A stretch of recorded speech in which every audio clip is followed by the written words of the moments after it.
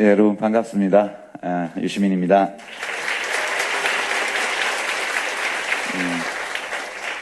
왜 이렇게 많이들 오시나 봤더니 뭐 주는 게 많네. 제가 강연을 이렇게 다니는데 주최 측에서 이렇게 뭘 막 주는 강연은 처음 보는 것 같아요. 역시 교본은 잘 보는 것 같아요. 이제 오늘 이게 좀 낯설긴 한데요. 명강의 빅텐 그런 표현이 물론 이제 마케팅과 홍보를 위한 표현일 텐데, 조금 민망한 느낌도 좀 있고 그렇습니다. 제가 작년에 책을 2월 달에 냈을 때, 신간을 그때 냈을 때, 이제 제가 이제 정치 그만한다 이렇게 얘기를 하고 책을 냈는데, 그때 1등은 못 해봤는데, 하여튼 알라딘에서는 1등을 해서 기사가 났더라고요. 원래 1등 하는 작가가 아닌데, 이제 정계 은퇴 이런 거하고 겹쳐서 그런 것 같다. 이렇게 기사가 난 거를 제가 봤습니다. 사실 이제 그 말이 맞는데 되게 제가 쓴 여러 책 중에 이제 제일 많이 읽힌 책은 제가 20대 때 쓴 책이고요. 거꾸로 읽는 세계사. 그건 아마 읽은 사람으로 치면 이제 적어도 100만 원 넘을 거예요. 그게 거의 지금 27년 된 책이니까요. 그 뒤로 이렇게 책을 낸 것들은 그 책만큼 이렇게 많이 읽히지는 않았는데요. 되게 제가 책을 내면 이제 판매 부수가 한 10만, 15만 그 정도 근자에 되는 것 같아요. 근데 가끔씩 이제 밀리언셀러들이 나오잖아요. 그때 제가 질투심도 좀 생기고 약간의 열등감도 느끼고, 그럴 때 제 스스로를 위로하는 말이 많이 팔린다고 해서 꼭 좋은 책은 아니야. 그렇게 제 스스로를 위로합니다. 그러면 이제 바로 다른 생각이 따라와요. 그러면 10,000부나 1,000부가 팔리는 책을 쓰신 분들은 내 책을 보면서 10만 부가 나간다고 꼭 훌륭한 책은 아니야. 이렇게 자신을 위로할 거라는 생각을 해요. 살면서 사람은 누구나 이제 여러 감정을 느끼면서 삽니다. 여러분들도 아마 그러실 거예요. 좋은 일이 많이 생기고 일이 잘 될 때는 내가 좀 잘나지는 않아도 괜찮은 것 같아. 그런 느낌이 들다가 내가 하는 일이 잘 안 풀리고 뭐가 안 되고 하는 일마다 좀 어그러지고, 근데 옆에 돌아보면 딴 친구들은 잘 되고 이런 걸 보면 나는 안 되나 봐.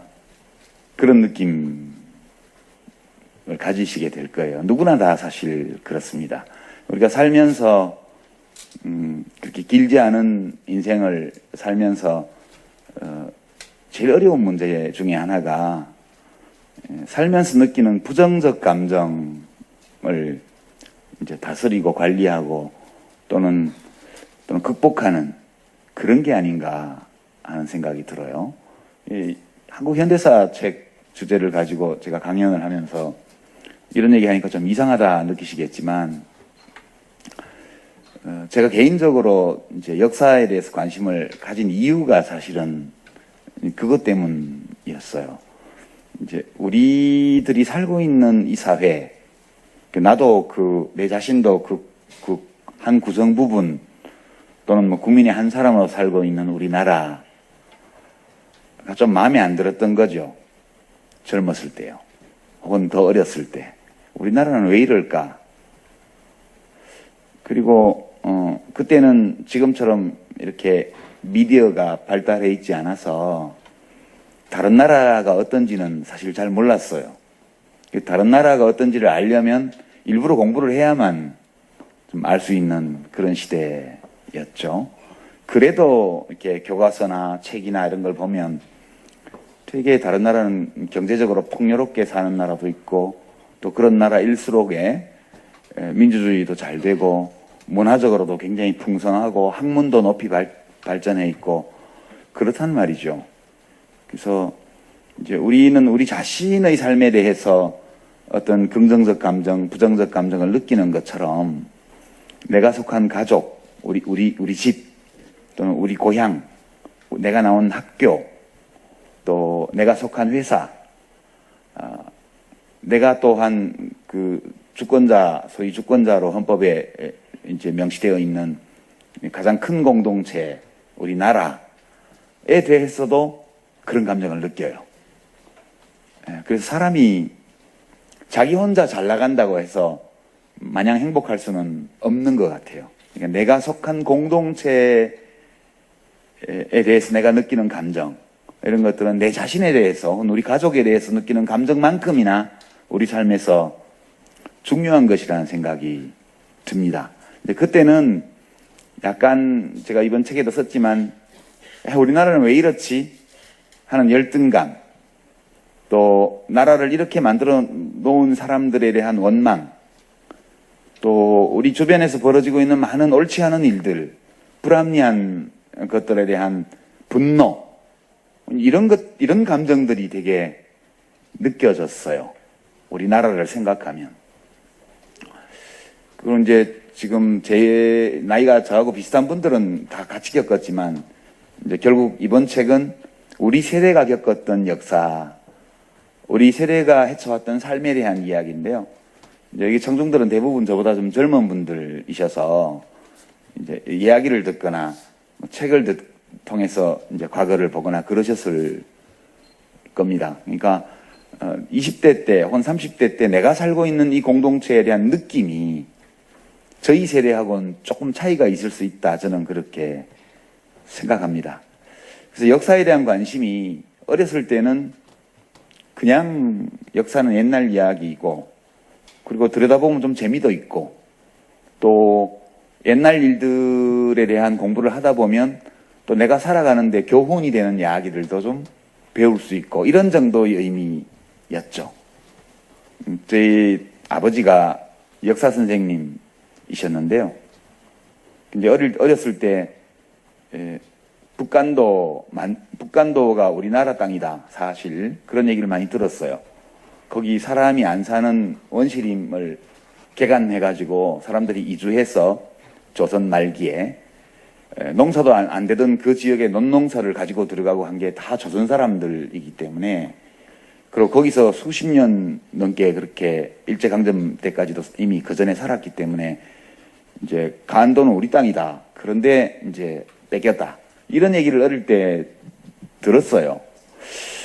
그리고 뿐만 아니라 뭐 이렇게 삼국지라든가 혹은 사기열전에 등장하는 여러 역사 위인들, 또 링컨 대통령이나 또는 아시아 같으면 마하트마 간디나 네루, 인도의 지도자들, 또 중국의 신의 혁명을 일으킨 이제 순원, 선문 선생에 관한 이야기들, 이런 것들을 이제 이렇게 들으면서 역사라는 게 되게 흥미진진하구나, 이제 그런 느낌 정도였습니다.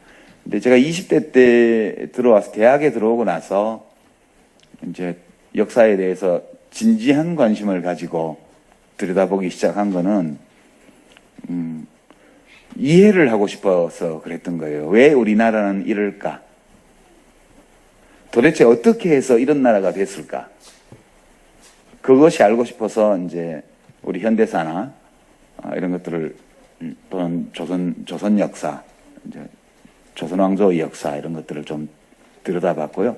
이렇게 된 게 불가피한 거였는지, 아니면 우리 잘못인지, 이렇게 안 될 수도 있었는데 우리가 뭘 잘못해서 그렇게 된 건지, 아니면 우리 잘못은 크게 없는데 남들이 해코지를 해서 이런 건지, 이제 이런 것을 알고 싶어서 우리 역사를 공부를 했고요. 그러면 다른 나라들은 어떻게 해서 저렇게 잘 됐지? 그 잘된 나라들은 왜 잘 됐을까? 그런 걸 알고 싶어서, 그걸 알아야 우리도 더 잘 될 수 있는 길을 찾을 수 있기 때문에, 그래서 이제 다른 나라 역사들도 같이 공부를 하게 됐습니다. 그래서 제가 20대 때 대학 들어오고 나서 한 6, 7년 동안 우리 대한민국을 어떻게 좀 더 합리적이고 또 인간적이고 민주적이고 또 살기 좋은 나라로 바꿀 수 있을까를 찾기 위해서 이제 다른 나라 역사를 하면서, 아, 이랬구나. 이거 진짜 재밌다. 감동적이다. 교훈적이다. 또는 배울 게 많다. 이건 우리나라 사람들이 다 알아야 되는데, 이렇게 느낀 것들을 모아서 낸 책이 거꾸로 읽는 세계사였어요. 그거는 99.9% 발췌 요약, 발췌 요약된 책이거든요. 그러니까 단순해요. 내가 공부하면서 알게 된 것. 내가 공부하면서 이거는 우리가 살아가는데 도움이 돼. 이걸 알고 있어야. 이렇게 느낀 것, 이야기들을 모아서 한 권으로 이제 엮어놓은 거고. 그래서 그게 드레피스 사건부터 시작해서 20세기의 중요 사건들을 하게 된 거죠. 그 전의 사건들도 다 연관은 있지만 좀 너무 멀어서 직접적으로 오늘의 현실을 설명하는 데는 조금 영향이 적은 것이어서 그래서 20세기 역사를 제가 보게 되었습니다. 그리고 이제 55년, 그 뒤로 35년을 살았죠. 제가 대학에 입학한 이후로 이제 올해가 35년 되는 해입니다. 그리고 이제 지금 시점에서 우리나라는 왜 이렇게 되었을까? 또 우리가 현재 와 있는 상태가 어느 지점에 우리가 와 있는 걸까? 그리고 그 55년, 제가 태어나고 나서 55년, 그리고 대학에 들어가서 우리 역사에 대해서, 사회에 대해서 관심을 가지기 시작하고부터 35년 동안 참 많이 변했단 말이죠. 물론 변하지 않은 것도 있지만. 만약 이 변화를 일으킨 어떤 힘, 또는 뭐 동력, 이런 것이 있다면, 그 힘이 아직 살아있는 걸까? 우리는 그러면 앞으로 그런 것 말고 다른 어떤 힘이 앞으로 나가는데 필요하다면, 뭐가 그런 힘이 될 수 있을까? 이런 고민들이 지금 와서 생겨서, 그래서 이제 한국 현대사를 다시 들여다보게 되었고, 그렇게 들여다본 현대사를, 이제 55년간의 현대사를 책 한 권으로 모은 게 이번 책입니다. 결국 역사에 대한 관심이라는 것은 희망 때문에 생기는 거라고 저는 생각해요. 우리 마음속에 더 훌륭한 것을 바라는, 더 훌륭한 세상, 또 더 훌륭한 삶, 또 더 훌륭한 관계, 이런 것들에 대한 소망, 희망 또는 바램, 욕구, 이런 것이 없다면 그러면 사실 역사 연구나 역사 공부는 할 필요가 없을 것이다.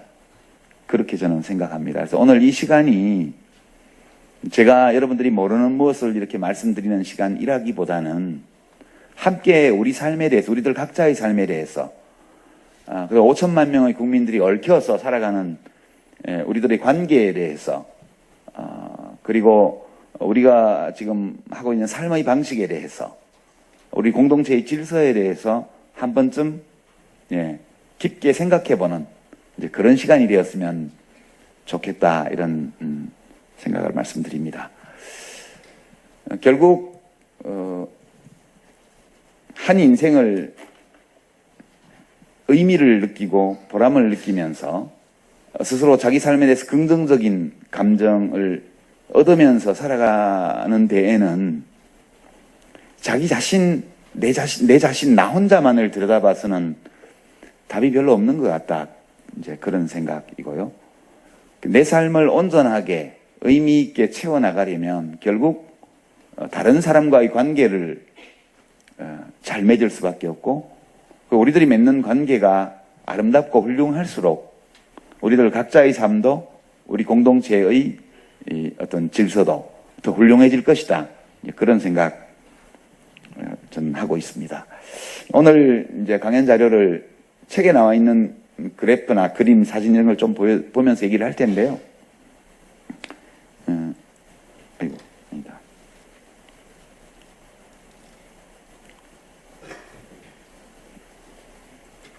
예. 안 넘어가네. 예. 예. 이제 저는 최근에 최근 한 10년, 그러니까 지금이 2014년이니까요. 제가 본격적으로 제가 알고 있던 인간과 사회, 역사, 국가에 대한 생각들을 좀 재검토해보기 시작한 것이 2008년, 2009년 그 무렵이었던 것 같아요.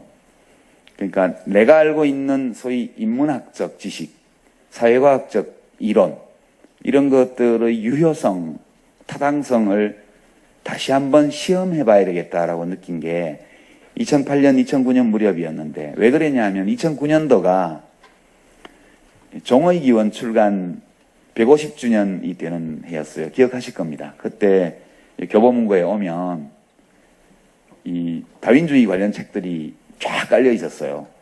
이렇게 기획 도서로 해서 진열대도 만들어 놓고, 이 베스트셀러 목록에도 그런 것들이 많이 올라가 있고 그랬습니다. 그 해가 다윈 탄신 200주년이기도 했었어요. 찰스 다윈. 그래서 저도 이제 그 전까지는 큰 관심이 없었다가 그 2008년도부터 이제 내년이 종의기원 150주년이라고 해서 이제 신문에 기사도 많이 나오고 책들도 막 나오기 시작하고 이랬습니다. 그래서 이제 이것도 재밌을 것 같아 해서 한두 권씩 이렇게 읽기 시작했는데, 그 책들을 읽다 보니까 제가 알고 있는 인문학 지식이나 사회과학 이론 이런 것들이 뭔가 안 맞는 것 같다는 느낌이 확 다가왔습니다. 예, 그래서 이제 종의기원도 그때 이제 읽어보고, 또 다윈의 이론에 대한 해설서도 읽어보고, 출간된 지 이미 1970년대 중반에 출간되었던 리처드 도킨스의 이기적 유전자 이런 책도 그전에는 안 읽었는데 그것도 읽어보게 되고요. 제목만 알고 있던 레이첼 카슨의 침묵의 봄 같은 책도 다 읽어보게 되고 그랬습니다. 그때.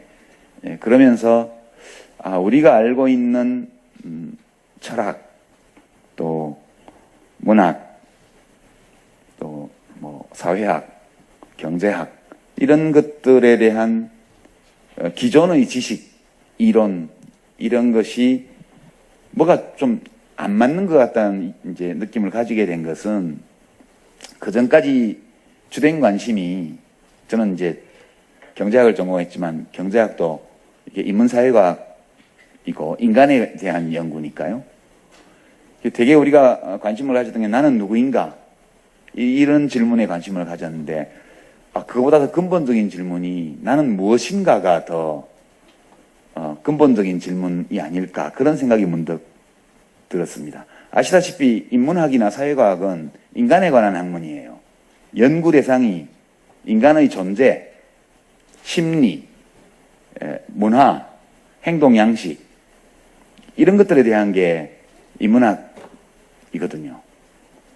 근데 우리가 알고 있는 다 몇천 년의 유래를 가지고 있는 이 철학에서 시작해서 경제학에 이르기까지 이 지식과 이론들이 인간이 어떤 존재인지에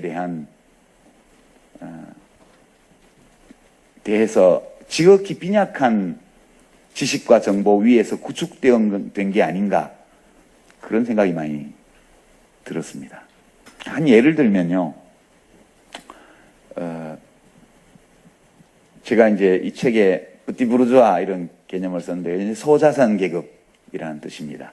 저희가 대학 다닐 때 주로 정부하고 싸우는 일을 하면서 마르크스주의 철학이나 경제학을 공부를 많이 했거든요.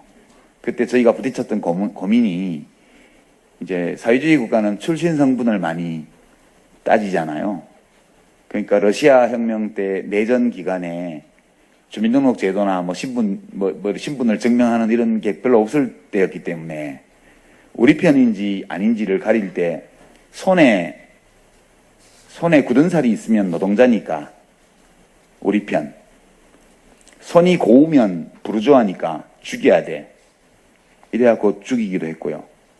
이런 현상은 중국에서도 마찬가지로 있었습니다. 국민당 군대가 제1차 국공합작을 하고 있다가 이제 장개석이 다시 그걸 엎고 공산당을 소탕하기 시작했을 때 손에 굳은 살 있는 사람 걸리면 다 죽였거든요.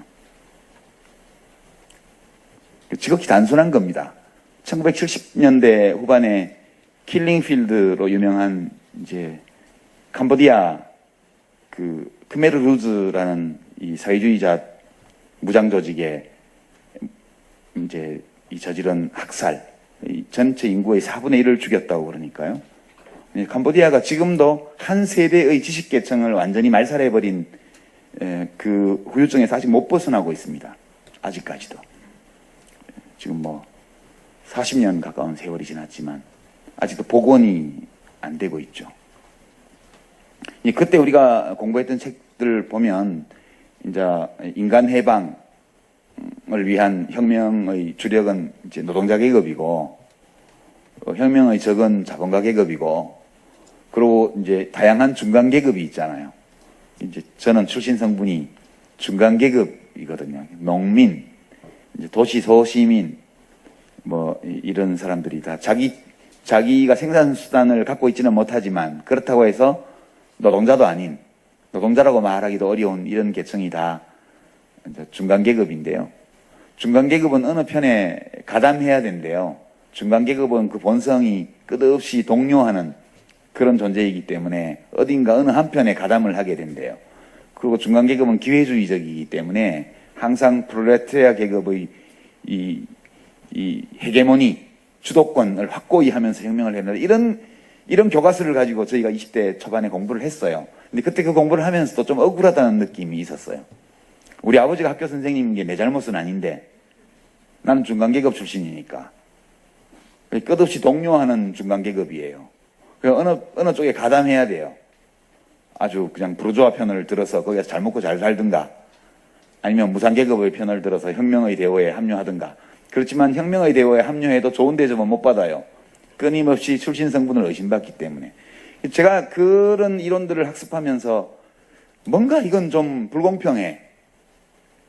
왜냐하면 자기 선택이 아닌 것에 대해서 책임을 지라고 하는 거기 때문에 이건 왠지 부당한 것 같다는 느낌이 좀 있었습니다.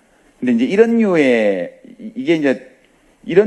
이론들이 어디에 기반을 두고 있는가를 보면 인간이 무엇인지, 인간이 어떠한 존재인지를 제대로 알지 못하는 가운데 구축한 인간관의 기반을 두고 있는 거예요. 그러니까 사람의 의식에 영향을 미치는 것은 그 사람의 계급적 귀속이 제일 중요하다. 이렇게 이야기를 하는 거죠. 제가 그때 품었던 의문이 그럼 왜 마르크스는 기독교로 개종한 유대인 중산층 가정의 수재에 뛰어난 천재고 같이 공산당선을 쓴 엥겔스도 맨체스터 엄청난 대자본가의 아들이고 그 사람 자신도 끝까지 자본가로서 활동을 했고 엄청난 토지를 소유한 지주였는데 그러면 이 사람들이 공산주의를 세운 거, 공산주의자가 된 거를 어떻게 설명할 거야? 만약 계급적 귀속, 내가 처해 있는 물질적 환경, 그리고 다른 사람들과 맺고 있는 이해관계의 대립, 이런 것들이 나의 의식을, 내가 할 행동을 미리 결정한다면, 그러면 인간의 자유의지는 어디 있는 거지? 이런 의문이 당시에도 있었습니다. 지금 제가 아까 2008년, 2009년 말씀을 드린 거는 처음으로 그 시점에서 제가 생물학 책을 보게 된 거죠. 생물학 분야 중에서 동물행동학 또는 이제 새로운 분야로서 진화심리학, 진화생물학 이런 책들을 읽으면서 비로소 나는 누구인가라는 질문 이전에 나는 무엇인가라는 질문을 이제 좀 나름 파고들기 시작한 거죠. 그래서 우리가 인간의 행동, 의식, 또 인간의 문화양식 이런 것들을 설명하려면 우리 자신의 의지와는 무관하게 주어져 있는 생물학적 조건을 고려하지 않을 수 없겠다. 그렇게 생각을 하게 됐습니다. 그래서 이번 책에도 순서는 뒤죽박죽이지만 사실은 사회적 인구 구성이라고 사회학에서는 얘기하고 생물학자들은 이제 개체수의 변화라고 이야기하는 인구 변화를 굉장히 저는 이제 중요하게 이렇게 봤습니다. 보시면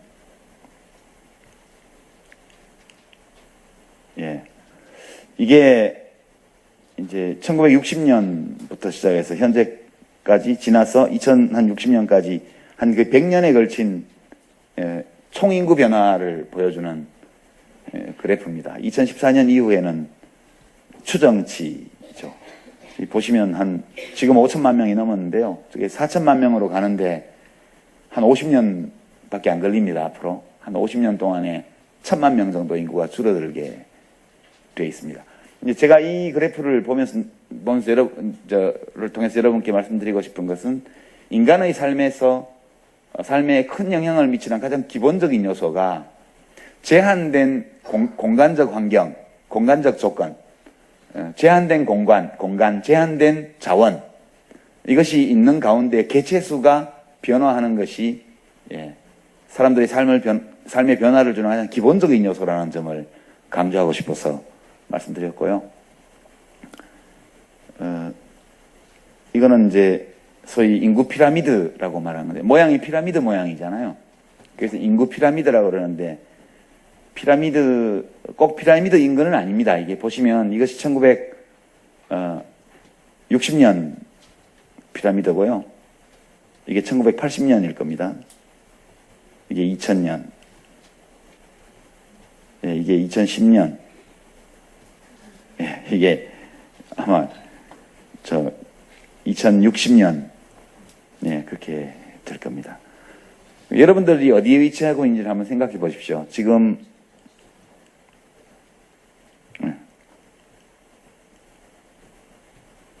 이 1960년 이 인구 피라미드의 맨 밑에 있던 게 저희 세대거든요.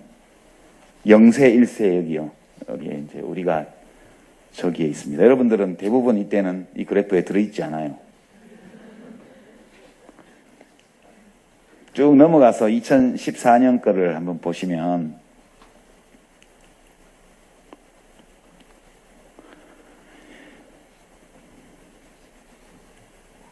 여기 쏙 들어가 있죠, 이게. 여자 쪽은 변화가 좀 덜 하고요. 남자가 변화가 심해요, 훨씬 더. 전쟁이나 이런 것 때문에 그렇습니다. 여기 1번 보시면 이게 광복 전후의 혼란기입니다. 1943년에서 46년. 일제 말기에 수탈이 엄청나게 심해지고 남자들이 다 군대에 끌려가가지고 당연히 애를 적게 낳게 되죠. 이렇게 쏙 들어와 있습니다, 여기. 2번을 보시면 한국전쟁입니다. 이때가. 한국전쟁 세대예요. 전쟁이 진행되고 있기 때문에 정상적인 가정생활이 이루어지기도 어렵고 또 남자들은 도망다니고 숨고 전쟁터에 끌려가고 이렇게 해서 애를 적게 낳을 수밖에 없었어요. 전쟁이 끝나고 엄청나게 빨리 늘어나죠. 이게 전후 베이비 부머입니다. 이게 전후 베이비 붐이라는 거고요. 지금 박원순 서울시장이 이 세대에 대한 정책이 있어야 된다고 지난번에 강력히 주장했습니다. 다른 어떤 분은 베이비붐이라는 표현 자체가 외국 표현이라 별로 안 좋다 그렇게 말씀을 하셨는데 이게 굉장히 중대한 문제입니다. 사실은 중대한 문제고요. 여기 4번은 이 해방 전후 세대가 애를 낳는 시기, 이때 이 숫자가 적기 때문에 태어난 애들 숫자도 적은 거예요. 그리고 쏙 들어가 있습니다. 그 다음에 다시 이제 이렇게 좀 여기가 늘어났기 때문에 여기도 늘어났고요. 또 5번 여기가 적은 거는 이게 지금 뭐 한 30대 후반입니다. 여기가. 여기 보면 이 5번이 숫자가 적은 거는 2번 영향 때문이에요. 여기 한국전쟁 때 태어난 사람이 적기 때문에 이 시기에도 태어난 사람이 적은 거예요. 여기가 지나고 나니까 다시 늘어나죠. 그렇지만 이제 진폭이 점점 줄어들어서 이 밑에 오면 이 영향이 한 세대, 두 세대를 통과하는 동안 다 사라집니다. 그래서 막대 모양이 되죠. 이 그래프는 진짜 많은 거를 얘기를 해줘요. 요즘 청년들이 취업하기가 왜 그렇게 어려운지. 그렇잖아요. 여기가 지금 숫자가 훨씬 많아요. 그죠? 이제 이 60세 이상은 은퇴를 했고요. 대부분. 50대하고 40대가 아기를 꽉 채우고 있습니다. 안 나가요. 안 나가요. 그리고 이제 인구 증가율이 떨어져서 옛날처럼 노동력 공급이 빨리 늘어나지도 않고 또 어느 나라든 소득이 높은 수준으로 올라가면 성장률이 떨어지는 게 일반적인 패턴이기 때문에 일자리가 늘어나는 속도가 줄어들고 그리고 기성세대가 여기를 다 자리를 차지하고 있어서 여기 순서가 안 와요. 그렇게 힘든 거예요, 경쟁이. 그러면 이제 세월이 좀 지나서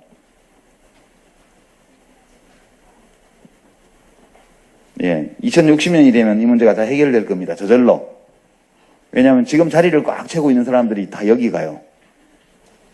60세가 넘어가 65세, 70세, 80세 이렇게 됩니다. 이 사람들은 다 은퇴했어요. 그냥 이제 예, 기초연금, 국민연금, 공무원연금 이런 거 받아서 사는 거예요. 그리고 여기가 위가 좀 넓기는 한데 그래도 이 사람들이 떠난 자리를 여기서 다 못 메꾸잖아요. 그러니까 빈자리가 생기기 때문에 지금 예, 아직 초등학교 다니는 자녀가 있는 분들은 취직에 대해서 그렇게 걱정하지 않아도 돼요. 그 애들이 자라서 지금 10살짜리가 노동시장 나가려면 17년, 16년 정도 있어야 되는데요. 그때가 되면 반은 문제가 해결됩니다. 이런 것들은 사실 정책과 무관해요. 그냥 개체수의 변화 때문에 일어나는 거거든요. 해외 이민을 왜 그렇게 많이 갔나 이해가 되시죠?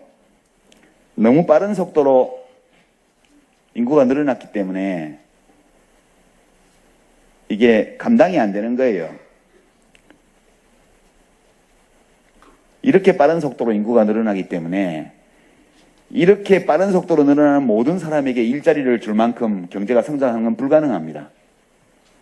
그래서 미국에서 1980년대에 70년대에 이제 아시아 이민을 받아들이기 시작하면서 대규모 이민 행렬이 이제 만들어졌고요. 왜 한국 사람들이 이 책에 통계가 나와 있습니다만 전 세계 거의 모든 나라에 다 가 있는가? 국토는 좁고 개체수는 너무 많아요. 밖으로 뛰쳐나가는 겁니다. 사실 해외 이민이라는 것을 이런 각도에서 보면 너무너무 자연스러운 현상으로 이해할 수 있습니다. 살기 안에서 너무 힘들기 때문에. 그러면 이제 우리가 이해할 수 있죠. 이렇게 살기 힘든 이유를 다 대통령 책임으로 물을 수 없다는 거예요. 이렇게 된 이유가 다 정치인들이 도둑놈이고 대통령이 잘못해서 그렇게 됐다. 그런 점도 있겠지만 모든 것을 거기다가 책임을 물을 수는 없습니다. 인구가 이렇게 변하고 있다는 건 되게 전 세계적으로 유례가 없는 빠른 속도로 된 거고요. 우리가 이렇게 되기 전에는 일본이 가장 빨랐죠. 고령화 속도가요. 전 세계 산업국가 중에서, 전 세계를 통틀어서. 우리가 일본의 고령화 속도를 추월했고요. 이제 한 15년 지나면 중국이 한국을 추월할 겁니다. 중국은 한 자녀를 법으로 정했잖아요. 소수민족 빼고는. 그래서 이 인구 변화의 그래프가 한국보다 더 극단적으로 나타날 거라고 봅니다. 그래서 좀 지나면 처음에 중국 정부가 박정희 시대 경제정책을 맨 먼저 연구했고요. 요즘 국가균형발전 정책에 관심을 갖고 있습니다. 중국 정부가요. 한 10년쯤 지나면 저출산 고령화 대책을 또 한국을 연구하러 올 거예요. 우리도 일본에 대해서 전부 다 그렇게 했었습니다. 마찬가지. 사람들의 삶에 두 번째 영향을 미치는 두 번째 요소가 경제인데요. 경제. 제일 기본적인 게 개체수고 두 번째가 먹이입니다. 먹이요. 그러니까 인간도 사실 다른 종과 별로 다르지 않거든요. 우리가 이제 다큐멘터리나 이런 걸 보면 물고기들이 이제 알 낳는 거 이런 거 이렇게 이제 많이 보여주죠. 그리고 새들이 갈매기들이 이제 통영 남쪽에 있는 홍도, 전라도에 있는 홍도 말고요. 홍도, 기러기 홍자인 가서는 홍도 있습니다. 거기가 이제 집단 서식지인데 산란철에 거기에 정말 한 뼘씩 차지하고 알을 놓고 키우고 이렇게 하는데 막 깨어난 새끼가 거기를 벗어나서 나무집 둥지 쪽으로 들어왔다가 다른 갈매기한테 쪼여가지고 죽고 이런 장면들 많이 보셨을 겁니다. 이게 동물의 삶에서 제일 기본적인 게 먹이고요. 먹이는 서식지와 관련이 되어 있어요. 먹이가 풍부한 서식지, 넓은 서식지를 차지하려는 싸움이 계속 벌어지죠. 이제 우리가 알고 있는 19세기, 18세기에 20세기까지 이어져 온 제국주의 침략, 이게 다 이거고요. 전부 다 더 넓은 서식지를 확보하기 위한 경쟁이에요.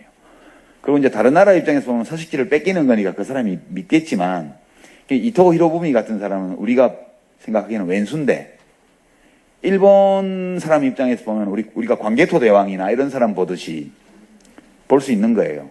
더 넓은 서식지가 필요하기 때문에 항상 왜냐면 인간이 너무 빠른 속도로 천적이 없어서 늘어나니까 항상 더 넓은 서식지가 필요해요.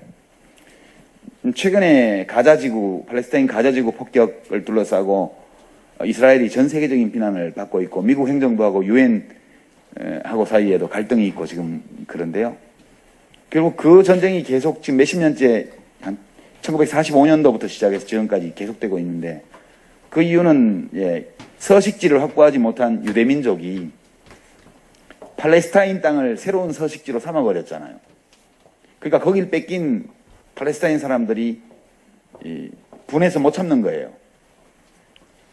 너무 억울한 거지. 저 팔레스타인 그 보기에는 종교도 관련돼 있고 그런 것 같지만 기본적으로 서식지 전쟁이라고 저는 봅니다. 독도 문제 마찬가지죠. 마찬가지입니다. 그것도 서식지 문제고 생각국 열도라든가 이런 영토 분쟁이 있는 모든 곳에서 벌어지는 일들은 전부 서식지를 둘러싼 다툼이고요. 근데 이제 한국은 힘이 있어야 서식지를 넓히는데 자원도 약탈하고 근데 할 수가 없었잖아요. 제가 더 어렸을 때 그때는 우리나라가 엄청 가난한 나라였고요.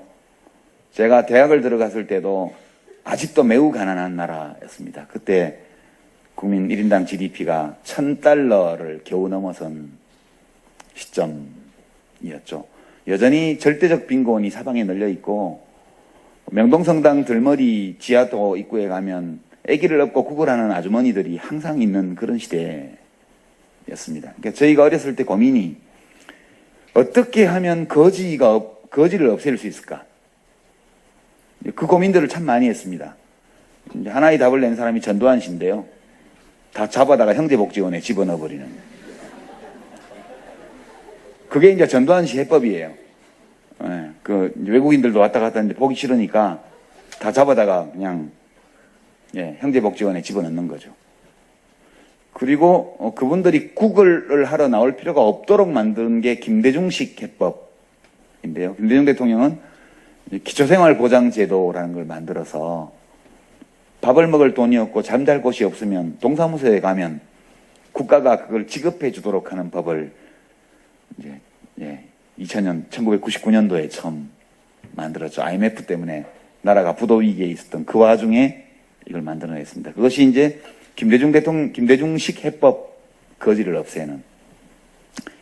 그리고 이제 우리들의 물질적인 생활이 정말 많은 변화를 겪었습니다. 제가 여기 보시면 제가 1959년생이니까요. 이때는 이제 바닥에 있어서 성장을 하는지 안 하는지 안 보여요. 그러니까 이제 100점 만점에 10점 받던 학생이 성적을 10% 향상시키면 11점이 돼요. 다시 그 다음에 또 10%를 향상하면 12.1점이 돼요. 이 속도로 올라가기 때문에 이때는 1960년대에는 성장률이 6% 7% 가도 땅바닥에 붙어 있는 거예요. 여전히. 그러니까 제가 1978년에 대학에 들어갔어요. 요때 대학에 들어갔습니다. 그리고 12.6 요때 났죠. 그러니까 박정희 대통령 시대를 거치면서 산업화가 시작이 됐고 그때 그 뒤에 오늘에 이르기까지 우리나라가 굉장히 빠른 속도로 우리들의 물질적 삶을 향상시켰습니다. 지금 대한민국 되게 잘 살아요. 저는 그렇게 느낍니다. 물론 고르지가 않죠.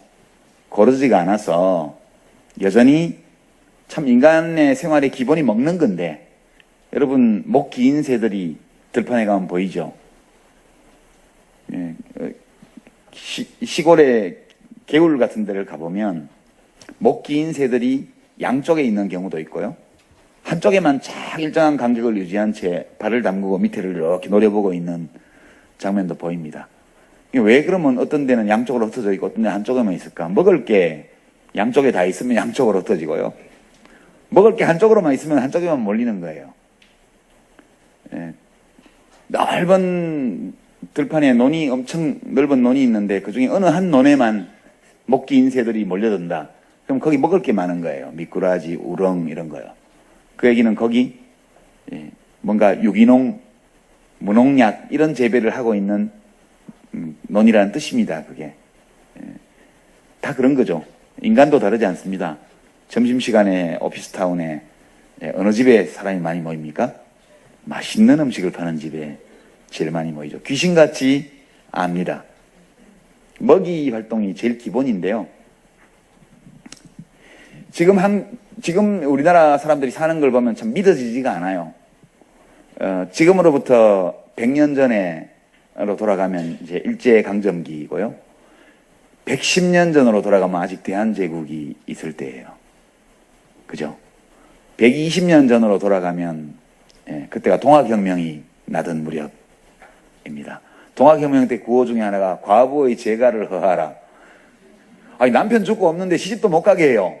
그런 나라였거든요. 한 300년 거슬러 가면요. 정조대왕의 그 어명 중에 수라상에 전복을 올리지 말라 그런 게 있었다고 그래요. 왜 그럼 정조대왕이 전복을 올리지 말라 그랬을까? 그 전복 진상품 잡느라고 제주 해녀들이 목숨 걸고 물 밑에서 일하는 그 얘기를 듣고 전복은 맛있지만 마음이 너무 아프니까 나한테 이 전복 먹이려고 제주도에서 전복 잡는 것부터 시작해서 여기 한양에 가져올 때까지 얼마나 많은 사람들이 하다가 오다가 전복 죽으면 운송 책임자가 이거고요. 이거는 아니다. 내가 안 먹으면 그만이지. 그래서 우리가 정조대왕을 어진왕이라고 얘기를 합니다. 물론 굉장히 똑똑한 왕이기도 했지만 눈에 보이지도 않는 해녀들을 생각하는 마음이 있으니까요. 훌륭한 왕이죠. 훌륭한 왕은 기본적으로 어진 마음을 가져야 훌륭한 왕이라고 그럽니다. 그런데 요즘 전복 어떻습니까? 10,000원짜리 사니까 20,000원 거 4개 주더라고요. 살아있는 거. 어물전에 가서요. 저희 4식구인데 애들 둘하고 저희 집사람하고 그 20,000원어치 사면 한 4마리는 전복을 썰어서 생으로 먹고요. 4마리는 내장 넣어서 전복죽 끓여가지고 먹거든요. 그러니까 조선시대 임금님도 맘 편히 못 먹던 음식을 지금 우리는 돈 20,000원 지면 4식구가 먹어요. 그러니까 일제강점기가 도래하기 전 조선 말기에 정성판서가 먹던 것보다 우리 대한민국의 보통 시민들이 훨씬 잘 먹어요. 그런데도 뭐가 부족해서 그렇게 맨날 개발, 성장, 이 타령을 하는지 전 잘 때로는 이해가 안 가요. 그래봤자 5% 성장한 걸 7% 해본들 당신 삶이 얼마나 행복하겠냐 그런 생각이 들지만 정치할 때는 그런 얘기 못했죠. 성장률을 올리겠습니다. 그렇게 이야기를 하죠. 지금 잘 살아요. 조금만 더 고르게 잘 살면 되게 괜찮은데 그래서 우리가 오늘날 왜 이 정도로 살게 되었고 왜 이런 구조를 가지게 되었고 그런 이야기를 이번 책에서 좀 많이 해보려고 노력을 했습니다. 이제 이 그래프를 보시면 박정희 대통령이 이때 죽었거든요. 서거하셨거든요. 현직 대통령이시니까 공식 용어로 서거입니다. 서거 하셨는데 유신 쿠데타를 한 거. 그러니까 현직 대통령이 탱크를 동원해서 국회를 해산하고 그렇게 한 거거든요. 현직 대통령이 지금으로 지금 박근혜 대통령이 갑자기 계엄령 발표해가지고 그냥 야당 당사에 탱크 세우고 국회 해산하고 이렇게 해서 이제 국민투표 막 거리마다 다 총칼 들고 세워놓고 국민투표하고 이렇게 한 거예요. 상상이 되세요? 선거로 뽑힌 대통령이 그렇게 했다는 게? 하여튼 이분이 그렇게 한 이유는 지금 이렇게 위로 뜰라 말라 하는데 내가 그만두면 다시 바닥으로 깔아앉을 거야. 그러니까 내가 이 민족을 위해서 욕을 먹더라도 쿠데타를 해야겠어. 그래서 한 거예요, 이때. 그리고 정말 뜨긴 떴어요, 이렇게. 그죠? 이 점 때문에 이제 많은 분들이 지금 한국 현대사를 생각을 할 때 먹는 게 제일 중요해. 그건 인정을 해요. 저는. 근데 먹는 것만 중요해. 이렇게 하면 전 동의를 못 해요. 근데 한쪽에서는 먹는 건 안 중요해. 라고 들리는 식으로 얘기를 또 해요. 그러니까 우리가 이 산업화 시대를 평가를 할 때 보면 한쪽에서는 그게 제일 중요하고 나머지는 별로 안 중요해. 그걸 하기 위해서는 독재를 할 수밖에 없었고 또는 해야 됐고 독재를 한 덕분에 이렇게 된 거야. 이런 주장이 있어요. 그분들은 이것만 중요한 분들이에요. 이것만. 다른 한편에는 이거를 하는 동안에 너무나 많은 죄악을 저질렀기 때문에 사실 우리들의 삶에서 물질이란 건 중요하지만 물질만 보고 사는 삶은 그거는 좋은 삶이 아니잖아요. 그러니까 그 사람들을 향해서 이 배부른 돼지들아, 밥만 처먹으면 행복하냐? 훌륭하냐? 이렇게 얘기를 하다 보니까 이건 별로 안 중요해처럼 들리게 되는 측면이 있어요. 싸움이라는 게 싸움 나다 보면 감정이 격하면 막 실제 자기 생각보다 훨씬 과격하게 표현을 하잖아요. 그런 면이 좀 있는 것도 사실이다 이렇게 저는 생각을 합니다. 이제 이 기간에 한국이 산업화에 성공을 한 건데 이제 뭔가 좋은 일이 있으면 누구 덕분이다 이런 거는 또 따질 필요가 있죠. 예. 이제 근데 이제 대통령 덕분이다 이렇게 말한다면 지금 뭐가 잘 안 되는 걸 다 대통령 때문이다 이렇게 말하는 거하고 똑같을 거예요. 그죠? 근데 뭐 세월호 참사가 대통령 때문이다 이렇게 말하면 대통령 되게 억울할 거예요. 그렇지만 우리나라 경제 발전이 전부 다 귀하의 아버님 덕분입니다. 이렇게 얘기하면 기분이 되게 좋을 거예요. 둘 다 진실이 아니거든요. 만약 이 시기에 경제적 산업화에 성공한 것이 오로지 대통령 덕분이라면 그 뒤에 이때만큼 빨리 성장하지 못했거나 이렇게 꼬라박았던 시기 이것도 다 대통령 때문이에요. 지금 별로 잘 나가지 못하는 것도 대통령 때문이고요. 아이들이 배에서 빠져서 죽은 것도 다 대통령 때문이에요. 저는 둘 다 옳지 않은 시각이라고 생각을 합니다.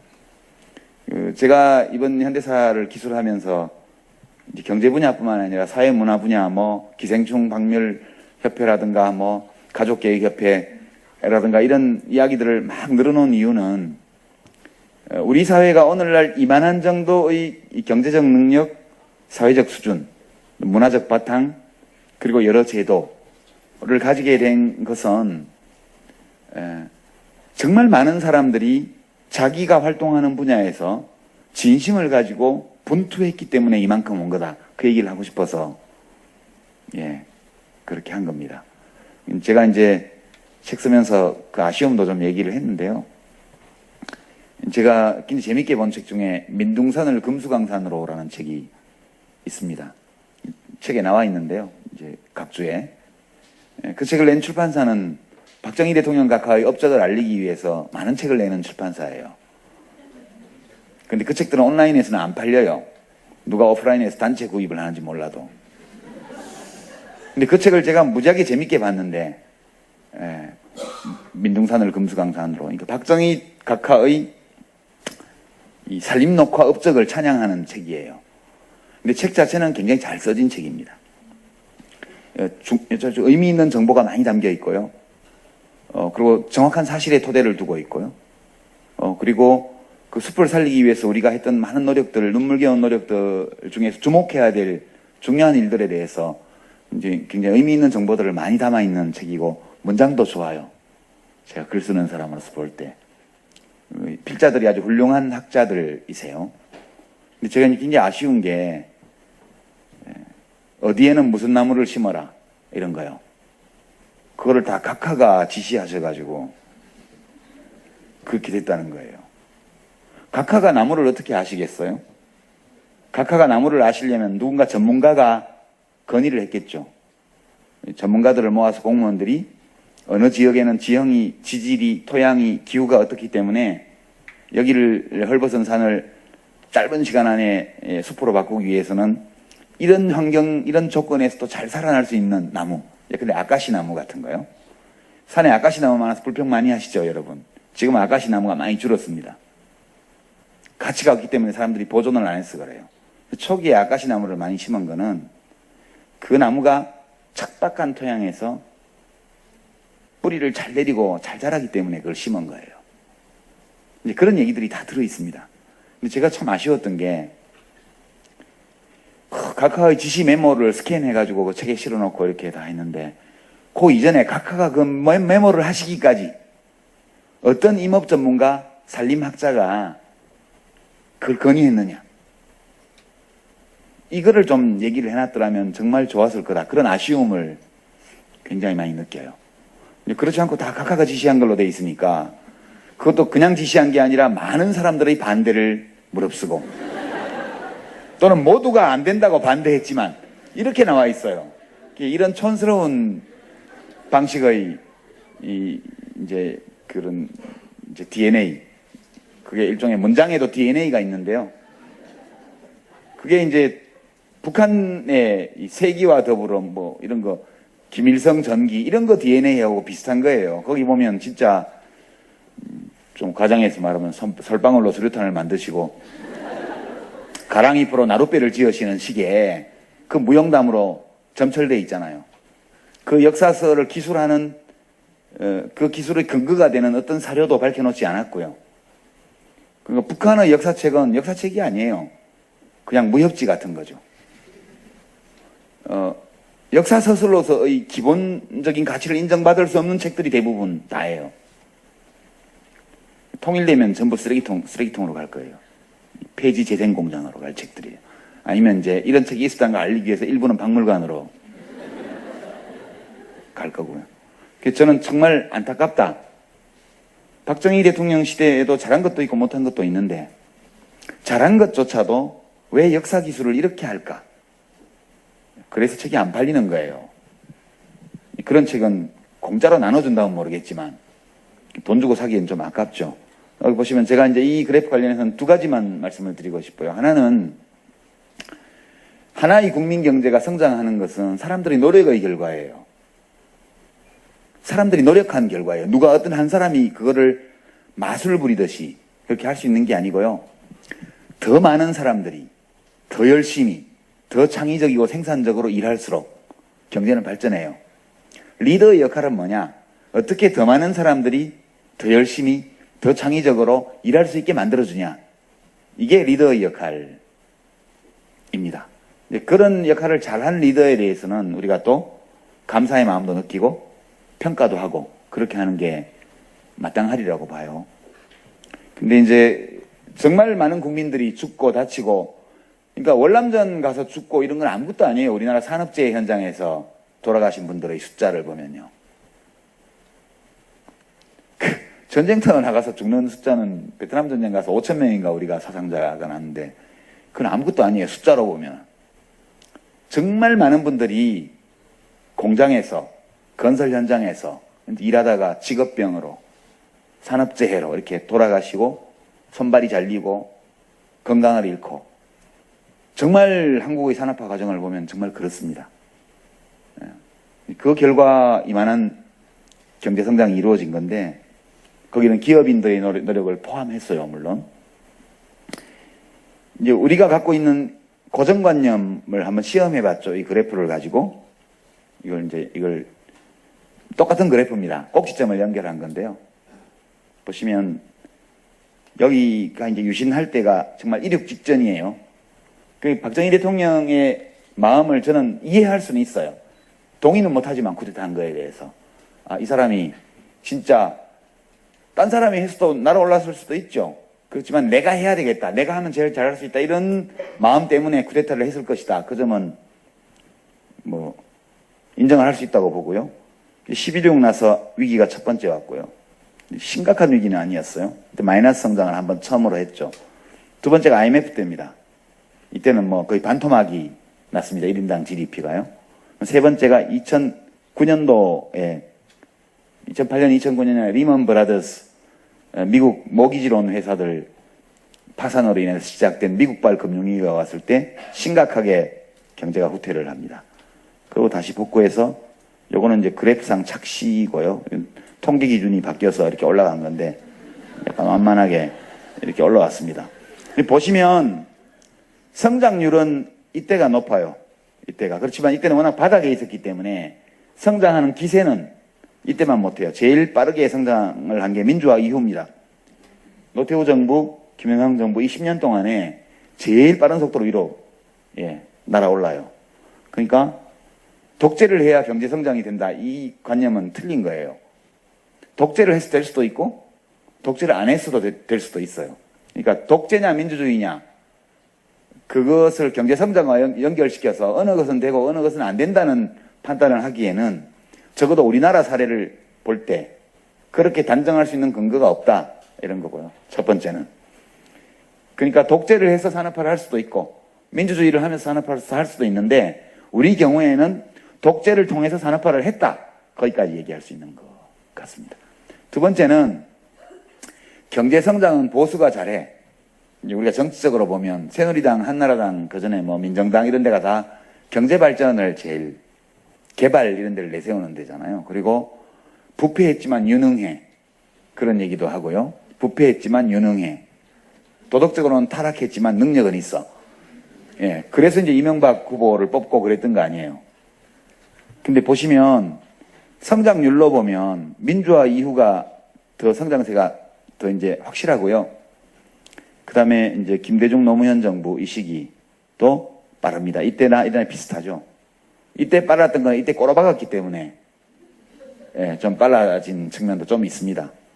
그러나 이제 큰 차이가 없어요. 이때가 이제 경제 성장률이 5% 정도 안정적으로 5% 내외가 될 때고 이때는 경제 성장률이 7, 8% 이상 될 때입니다. 세 차례 위기가 있었는데요. 이때 11.26대 위기가 온 거는 집권 세력끼리 총질해서 자기들끼리 하극상을 하고 이제 무슨 중앙정보부장이 대통령을 총으로 죽여서 사고가 난 거잖아요. 그래서 이제 경제위기가 온 이유가 됐고요. 두 번째는 흥청망청 그냥 경제 운영을 잘못해가지고 국가부도위기가 온 게 이게 보수정권 때입니다. 세 번째도 역시 이때 외환보유고를 뭐 3천억 달러 가까이 남겨주고 이렇게 해서 그때 환율 잘못 관리해서 사건이 터진 거예요. 세 번의 위기가 모두 보수정권 집권기에 왔어요. 그분들은 설거지 많이 하다 보면 접시 깬다. 그런 거죠.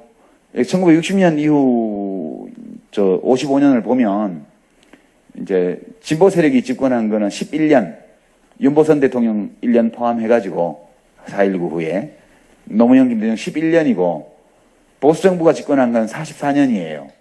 그러니까 너는 설거지 11번 했고 나는 44번 했으니까 너는 한 번도 접시 안 깨고 나는 접시 3번 깬 건데 그 정도면 괜찮지.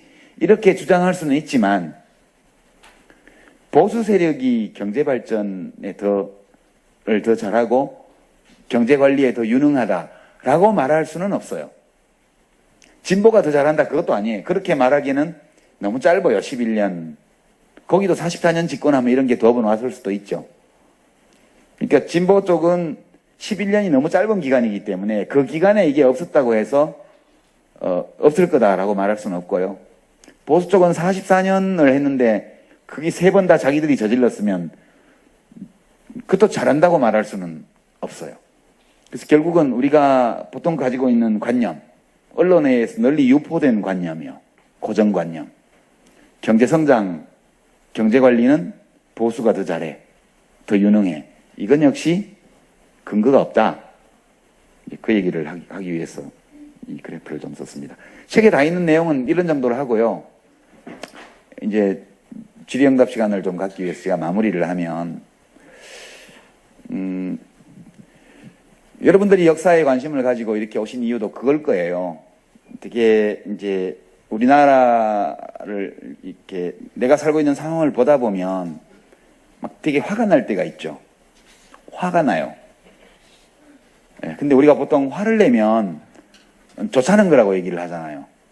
근데 저는 그렇지 않다고 해요. 화를 낼 만한 일이 있을 때는 화를 내야 된다고 봐요. 아니, 화를 낼 만한 일인데 화를 안 내면, 아니, 공자님, 맹자님이어서 화를 안 내면 모르겠는데, 보통 사람들은 화가 나면 화를 내는 게 당연해요. 근데 화를 내야 마땅한 일임에도 불구하고 사람들이 화를 내지 않는 것은 억압되어 있다는, 억눌려 있다는 뜻입니다, 그게. 그래서 역사 공부를 포함해서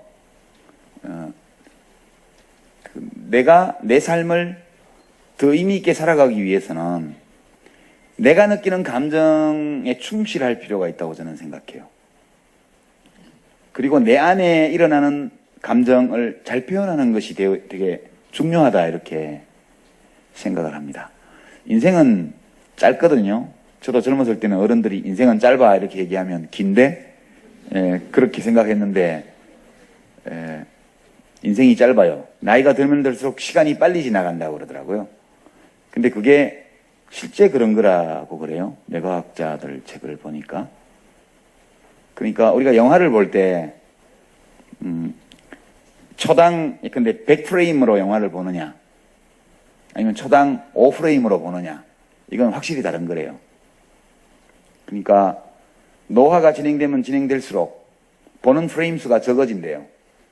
그러니까 느낌에 시간이 빨리 지나가는 것처럼 느껴지는 게 당연하다고 그러더라고요.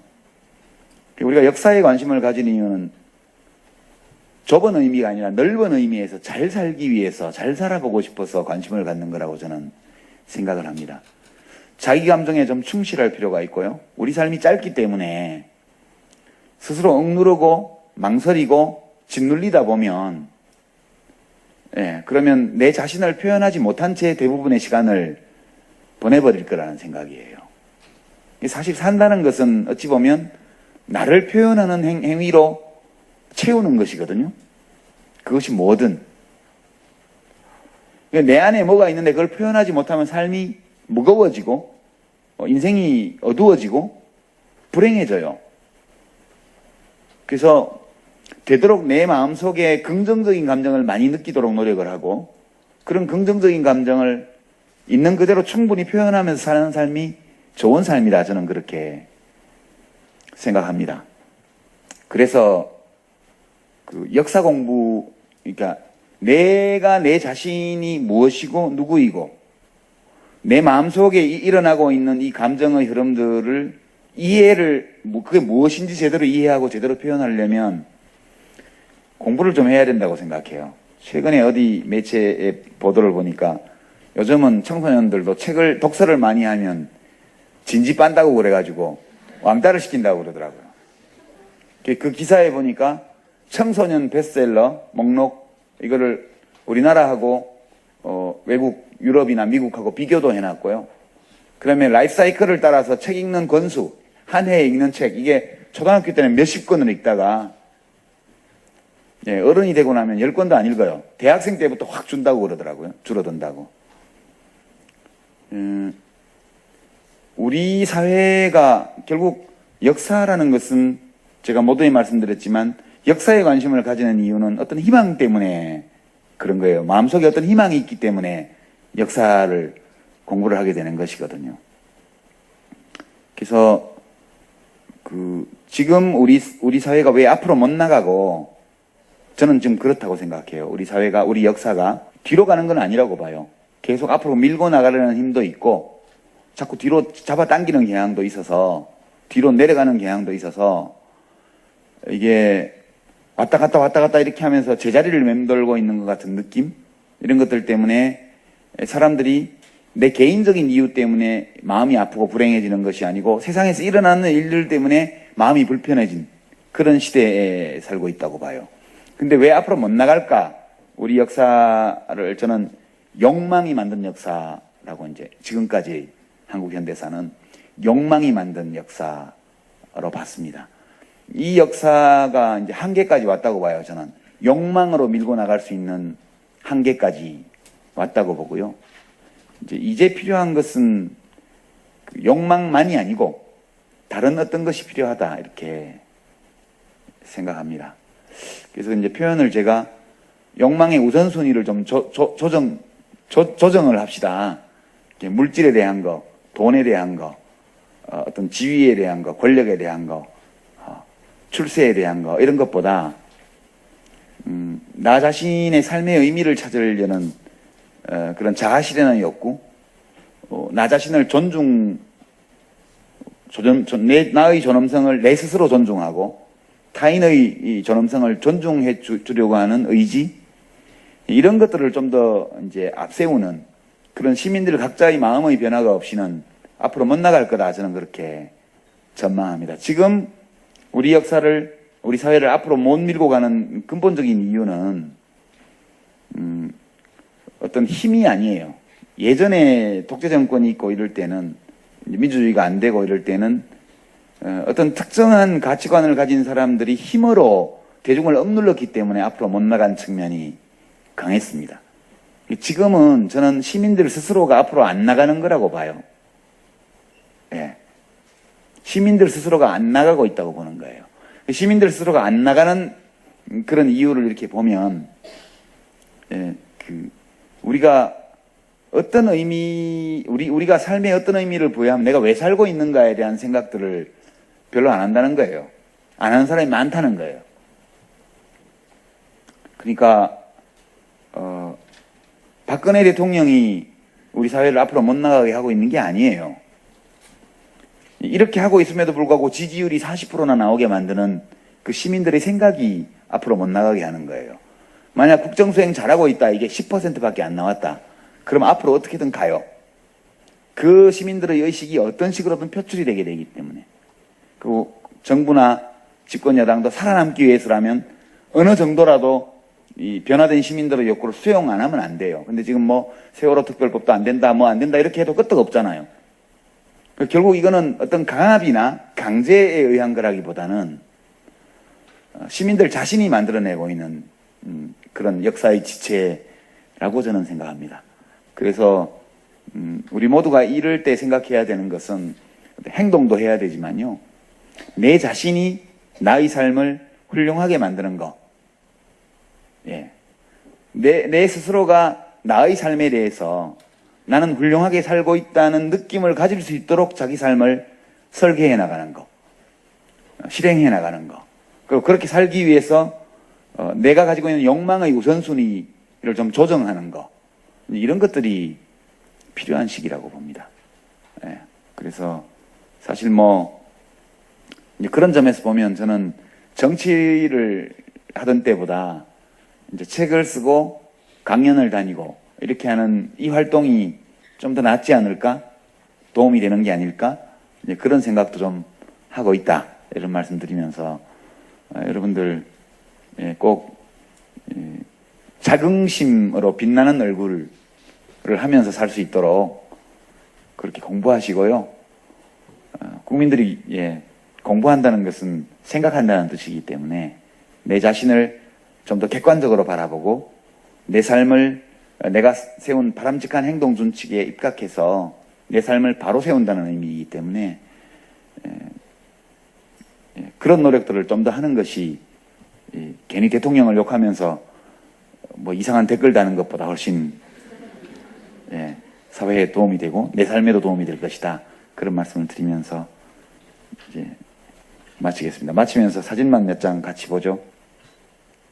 이 사진은 제가 볼 때마다 가슴이 아픈데 비행기를 타고 입양 나가는 사진이에요. 해외 입양.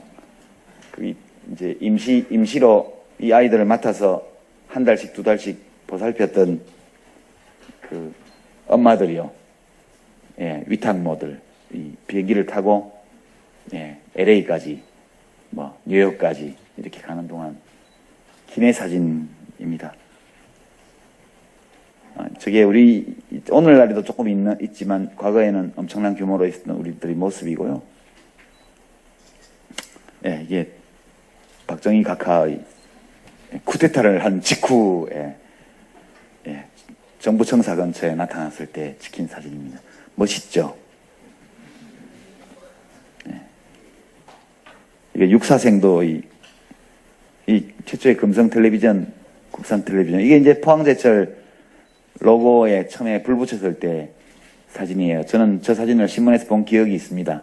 어렸을 때. 이분이 박태준 회장이죠. 지난번 서울시 교육감 선거 때 훌륭한 외손녀를 그때 모 후보에 대해서 자기의 생물학적 아버지에 대해서 중요한 정보를 우리에게 알려준 그 젊은 여성이 이분의 외손자입니다. 이게 최초의 대형 구조물 붕괴 사고, 와우 아파트 붕괴 사건 현장이고요. 여기는 김세진이라는 반전반핵 양키 고홈 외치면서 1986년도에 목숨을 끊었던 이 경기고등학교 학생들이 이것이 민족적 민주주의이더냐라는 플랜카드를 들고 한일 협정 반대 데모를 하는 장면입니다. 그때 이게 64년도니까요. 이때 이제 18살, 17살이었잖아요, 이분들이. 그러니까 지금 이제 70쯤 됐을 거예요, 나이가. 이분들이 대부분. 저는 이 사진을 보면서 지난 대통령 선거 때 이분들 중에서 1번을 안 찍은 사람이 몇 명 있을까? 그런 재미있는 생각을 해보기도 했습니다. 이제 김대중 대통령 젊었을 때 사진인데요. 이때가 49살 때입니다. 삼척, 강원도 동해안에 조그만 마을에 유세 갔는데 사람이 이렇게 많이 1980년 5월 15일 서울역 집회 때인데 제가 여기 어디 앉아 있은 것 같아요.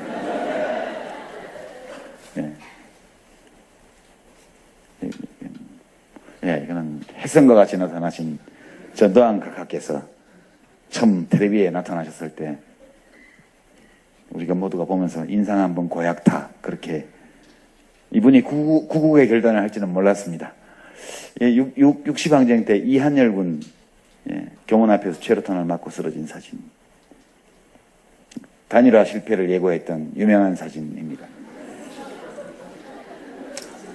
조간신문에서 이 사진을 보는 순간 눈앞이 캄캄했던 기억이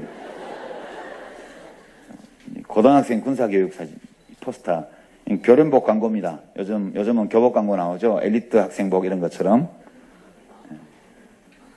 이거는 여고생들의 교련훈련 사진.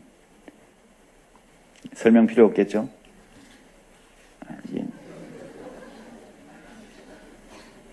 이게 민둥산을 금수강산으로 저렇게 나무를 심고 올 6월, 7월처럼 비가 안 올 때는 4, 5월, 6월처럼 비가 별로 안 왔죠? 중부지방에. 제 기억이 납니다. 식목일 날 가서 나무 심어놓고 계속 개울에서 바퀴스로 물 기르다가 저기 주던 우리 학교가 담당한 숲이 있었거든요. 새마을운동. 이게 이제 1호 주민등록증 박정희 대통령한테 교부되어서 우리 국민 모두가 송아지처럼 귀에 인식표를 달게 된 날입니다. 이건 다 옛날 사진들이고요. 이건 이제 전태일 열사 어머니 이소선 어머니가 아들 영정을 껴안고 울고 있는 장면이에요. 이제 저 어머니가 청와대 입구 삼거리에 가서 인도블록에 앉아서 울고 계셨죠. 장례를 치를 무렵에. 유공수 여사가 내려오셔가지고 모시고 올라가서 차례접을 하고 그랬던 일이 있습니다. 요새는 청와대에 가도 동사무소 앞에서 노숙하게 만들더라고요. 옛날만 못한 것 같아요. 저 때는 그래도 인정이란 게 있어서 그래도 아들 잃은 어머니가 울고 있으면 영부인이 나가서 지금 영부인이 없어서 그러나?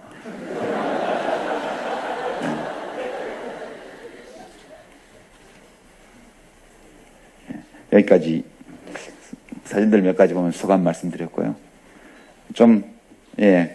그냥 오늘 제가 말씀드린 내용은 이 책 내용 중에서 특별히 제가 좀 마음을 쓰면서 이렇게 썼던 몇몇 대목들에 대한 말씀드렸고요.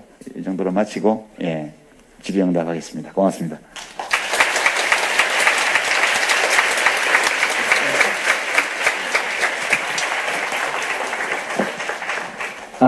네, 이제 질문을 하는 시간을 갖겠네요. 지금 한 2분 정도만 받겠습니다. 질문 혹시 있으신 분은, 네.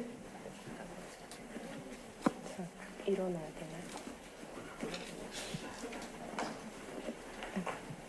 되나요? 예, 안녕하세요. 저는 지금 외국 대학교에서 공부를 하고 집은 경기도 안산에 있는 학생인데요. 공부는 외국에서 하세요? 예.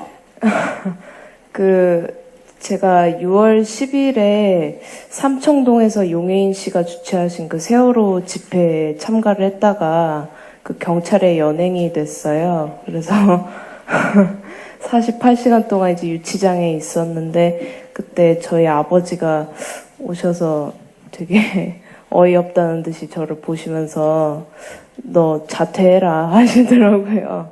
공부를 그만둬라 이제. 근데 저희 아버지도 사실 군대에 계실 때 전두환 정권 때 김대중 대통령을 뽑으신 분이시거든요. 저희 고모는 그 운동하셨던 분이시고. 그런데도 저희 아버지가 그렇게 살아오시면서 힘드시고 좀 절망의 역사를 겪으시면서 저한테 그런 운동에 나가는 게 의미가 없다. 그리고 젊은 세대는 그냥 가만히 있는 게 더 낫다라고 말씀을 하시더라고요. 네가 나중에 그냥 공부를 해서 뭐 법을 바꾸던지 그러시라는데 저는 아까 말씀하신 대로 분노는 그 존재하면 표출을 해야 한다고 하셨잖아요. 그리고 또 사람은 변화를 추구하는 그 본성을 가지고 있다라고. 그러면 우리나라 역사가 되게 공포와 절망의 역사라고 저는 생각을 했는데, 그러면 이걸 희망적으로 바꾸기 위해서는 저희 젊은 세대가 어떻게 해야 된다고 생각하시나요? 아, 예. 이제 뭐, 우리 현대사가 절망의 역사는 아니었다고 저는 생각하고요. 지금 한국 사회도 무슨 생지옥은 아니다. 그렇게 생각합니다. 근데 이제 한국은 하나의 공동체라고 보면 꽤 매력적인 공동체예요. 저는 그렇게 생각해요. 어떤 절대 기준을 놓고 보면 모자라는 게 많겠지만 인간 자체가 굉장히 불완전한 존재거든요. 그러니까 아주 불완전하고 한계가 많은 또는 어리석은 존재인 인간이 모여서 뭔가를 만드는데 그것이 완벽하게 합리적이고 아름답지 않다고 해서 그것이 절망적이라고 볼 필요는 없는 것 같아요. 인간이 어리석은 존재임을 감안하면 이 정도 한 것도 꽤 잘한 거야. 그렇게 저는 생각을 하고요. 아버지 말씀은 그런 건 받아들이세요. 어떻게 받아들이냐 하면 그냥 한 사람으로서 생각하는 거하고 아버지로서 딸을 대하는 건 달라요. 그 일관성이 없는 거예요. 없는 게 정상이에요. 저도 이제 신문에 청와대 분수대 앞에서 대학생들 10명이 뭐 박근혜 대통령 하야하라 이렇게 외치다가 잡혀갔어요. 그럼 기사를 봐요. 그러면 아이고 요즘도 이런 학생들이 있네. 참 정의로운 학생들이네. 용기도 있네. 고생 좀 하겠지만 그래도 다 나라의 인재가 되지 않겠어? 이렇게 신문에서 얘기하는데 우리 딸이 거기 있으면 얘 여기 왜 간 거야? 이렇게. 그거는 인간이 그렇게 불합리한 존재예요. 그러니까 아버지로서 딸이나 아들을 대하는 게 있거든요. 네. 그렇기 때문에 뭐 현대자동차 본사 앞에 가서 비정규직 문제 해결하라고 막 노숙농성하고 이런 청년들 지가 노동자도 아니면서 그리고 거기 현대자동차의 노동자들은 자기 아들 딸들이 공부 안 하고 거기 와서 노숙하고 있으면 빨리 집에 가라고 할 텐데 그런데 아무 관계도 없는 애들이 가서 그러고 있으면 기특하잖아요. 요즘 애도 저렇게 기특한 젊은들이 많네. 그렇지만 우리 딸이 거기 가서 노숙하고 있으면 예, 엄마 아빠가 옛날에 많이 했으니까 가족 총량제를 적용해서 넌 좀 빠지면 안 되겠니? 그런 게 부모 마음이에요. 그거는 그러니까 우리가 일반적이고 이성적인 판단을 하는 것과 자기의 혈육이 자기가 진짜 사랑하는 사람이 어떤 고생을 할 때 취하는 태도는 좀 다른 게 정상이에요. 예, 그래서 너무 아버지 말씀을 자퇴해라. 뭐 이런 말씀에 대해서 그 아버지로서의 안타까움과 딸을 사랑하는 마음과 이런 것의 반영이라고 보시면 돼요. 그렇게 하고 원래 이제 옛날에 우리 다 일하면서 싸우고 일하면서 공부하고 그랬잖아요. 아버지 세대도 다 낮에 일하고 밤에 산업체 부설학교에서 공부하기도 하고 방송대학을 다니기도 하고 방송통신중학교 고등학교를 다니기도 하고 일하면서 공부하고 또 향토예비군 우리 노래도 불렀어요. 일하면서 싸우고 싸우면서 일한다. 다 여러 가지 하는 거예요. 그러니까 학교 다니면서 공부도 하면서 또 현실에 관심을 가지고 뭔가 내가 기여하고 봉사를 해야 되겠다는 마음이 들면 또 자기 여건이 허락하는 만큼 가서 또 하고 하다 보면 운 없이 잡혀가지고 구류를 한 이틀 살기도 하고 그러는 거예요. 그건 모든 것이 다 지극히 자연스러운 일이다. 저는 그렇게 생각합니다. 요즘은 웬만하면 구속을 안 하잖아요. 그리고 뭐 그전에는 뭐 즉심에 넘겨가지고 막 구류 29일 이런 거 막 매기고 했는데 지금은 기껏해야 48시간 붙잡고 있다가 결국 하룻밤 재우고 내보내는 거예요. 그런 건 인생 경험으로서 괜찮은 거다. 그렇게 예, 생각을 합니다. 그리고 이제 제가 젊은 분들일수록 이제 이상주의적인 경향이 강하기 때문에 어떤 기준이나 어떤 이상이나 이런 걸 세워놓고 거기에 현저히 못 미치는 현실을 보면 절망을 느끼거든요. 이제 그러면 힘이 빠져서 안 돼요. 이렇게 생각을 하시는 게 맞다고 봐요, 저는. 우리는 인간이 만드는 거는 뭐든지 불완전해. 불완전할 수밖에 없어. 불완전한 게 정상이야. 완전한 것을 추구하는 거는 인간을 벗어나려고 하는 거라고 볼 수도 있어요. 경우에 따라서는. 그러니까 뭐 하고 있는 정부와 싸우는데 겁이 나. 혹시 사진 찍혀서 나중에 취직이 안 되면 어떡하지? 그렇게 겁이 내면 나는 비겁한 놈인가 봐. 나는 쓸데없는 놈이야. 이런 바보예요. 그게 아니고 겁이 나면서도 하는 거거든요. 원래. 겁이 나는 건 너무 당연하고 그리고 이걸 누군가는 해야지라고 생각할 때 하는 것도 당연해요. 겁이 없기 때문에 하는 게 아니라 겁이 나는데도 불구하고 하니까 그거 훌륭한 거거든요. 겁이 하나도 안 나는 사람이 하면 뭐가 훌륭해요?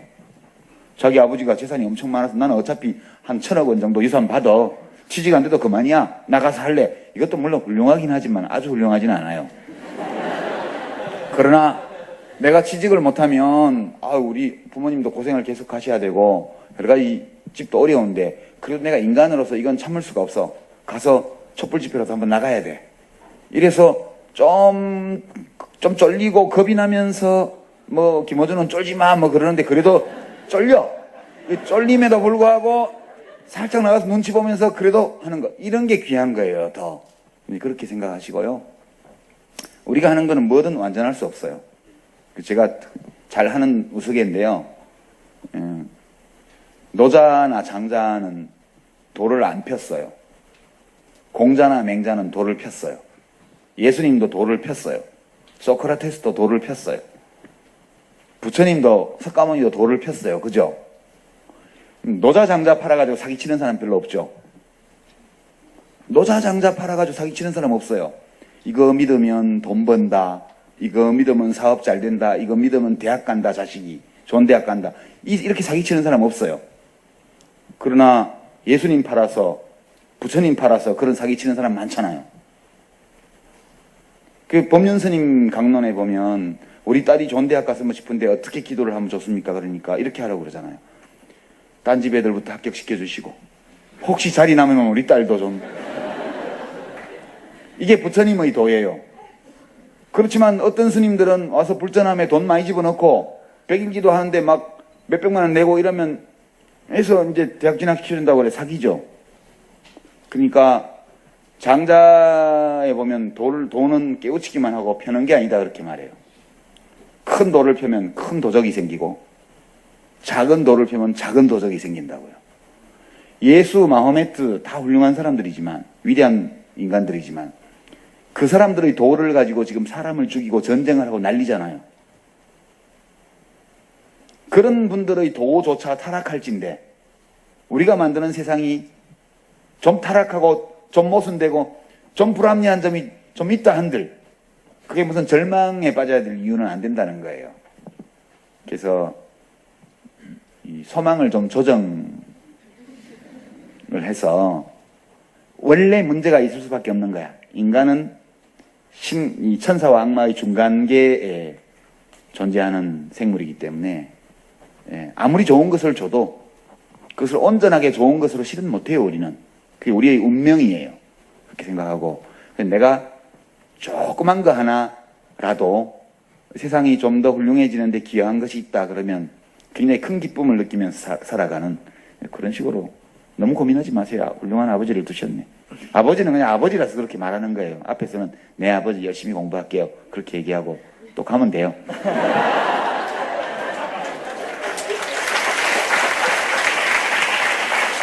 네, 혹시 한 분만 더 받겠습니다. 너무 많아서 한 두 분까지만 받아도 되겠네요. 뭐 저는 괜찮아요. 가장 먼저 드시.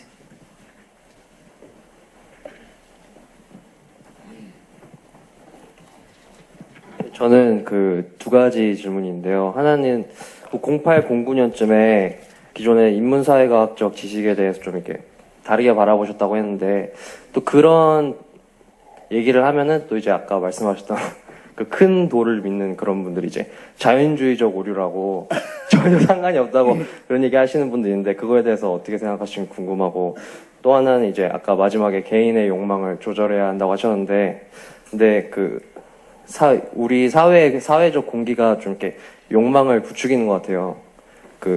여기 가까운 언론사에 나오는 신문들만 봐도 맨 뒤 펴보면은 이렇게 무슨 전국의 집값을 무슨 주식 시대처럼 해놓고 이렇게 사람들의 욕망을 좀 부추기는 것 같은데 그런 사회적 공기를 어떻게 바꿀 수 있는 방법이 있는지 두 가지가 예. 궁금합니다. 이제 자연주의적 오류는 이제 우리가 사람들이 저지르는 대표적인 오류 두 개 중에 한 개예요. 그러니까 우리가 흔히 어떤 판단을 형성을 할 때 두 극단에 빠지게 되는데요. 하나가 자연주의적 오류고요. 또 하나는 도덕주의적 오류예요. 그러니까 이제 자연주의적 오류는 자연에 있는 거기 때문에 좋은 거야 라고 말하는 거고요. 도덕주의적 오류는 이래서는 안 되기 때문에 이건 나쁜 거야 라고 말하는 거예요. 그러니까 인간이 이 천사와 악마의 중간계에 있는 존재. 인간은 이성을 가지고 있으면서도 감정과衝동의 지배를 받고요. 예, 이제 좀 더 뇌과학적 표현을 쓰면 3층으로 되어 있는 2층 지하실과 2층으로 되어 있는 우리 뇌. 그러니까 나는 뇌다 이렇게 말할 수 있어요. 나는 뇌다. 그러니까 뇌과학은 일종의 실험 철학이다 이렇게 말할 수 있고요.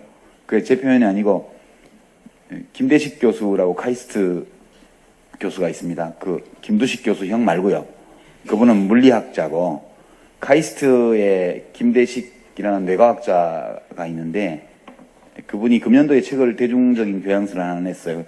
제목이 뭐더라? 우리 머릿속에 무슨 일이 벌어지고 있는 거야? 뭐 이런 제목인데요. 뇌과학을 실험 철학이라고 얘기를 했고 그러니까 일리가 있다고 봐요, 저는. 그러니까 인간이 뭐냐라고 자아라는 게 뭐냐 하면 자아는 뇌 활동의 산물이에요. 가상적인 거예요. 실체가 있는 게 아니에요. 비물질적인 거예요. 그러니까 이 김대식 교수가 그 책에서 다룬 주제 중에 하나가 자아라는 것, 자유의지라는 것은 물질이 아닌데 물질이 아니에요. 뇌라는 거는 뭐 1.5kg인가 나간다는데 1.43kg인가? 그냥 이런 세포 덩어리예요. 그건 물질이에요, 뇌는. 근데 이 뇌에서 형성되는 자아는 비물질적인 거예요. 물질이 아니에요. 근데 물질이 아닌 것이 어떻게 물질을 움직이냐? 우리 몸은 물질이에요. 그러니까 물질이 아닌 것이 어떻게 물질을 움직일 수 있을까? 이제 되게 철학적인 문제인데요. 이제 그런 주제들을 가지고 쭉 얘기를 이제 상당히 흥미롭게 해놨다는 걸 제가 이제 봤는데, 자연주의적 오류는 인간이 가장 빠지기 쉬운 거예요. 그러니까 특히 이미 존재하고 있는 것이 편안한 사람은 이 편안한 상태를 그냥 있는 것이 아니라 바람직한 것으로 생각할수록 자기가 편해져요. 우리 뇌는 그런 거거든요. 이 뇌는 오작동을 굉장히 심한 오작동을 하는 정교한 기계 장치 같은 거예요. 굉장히 정밀한 기계인데 아주 손쉽게 오작동을 일으킬 수가 있어요. 그리고 쉽게 오작동을 해요, 실제로. 그러니까 자연주의적 오류와 도덕주의적 오류는 다 거기서 빚어지는 건데, 현실에 존재하는 것이 너무 자기에게 좋고 편안하면 이것이 그냥 존재한다는 것을 넘어서 이것이 바람직한 것이다 라고 생각을 하는 거예요. 그럼 되게 편해요. 그러니까 세상에는 경쟁이 있을 수밖에 없고, 다윈이 생존 경쟁이 있다고 그랬잖아.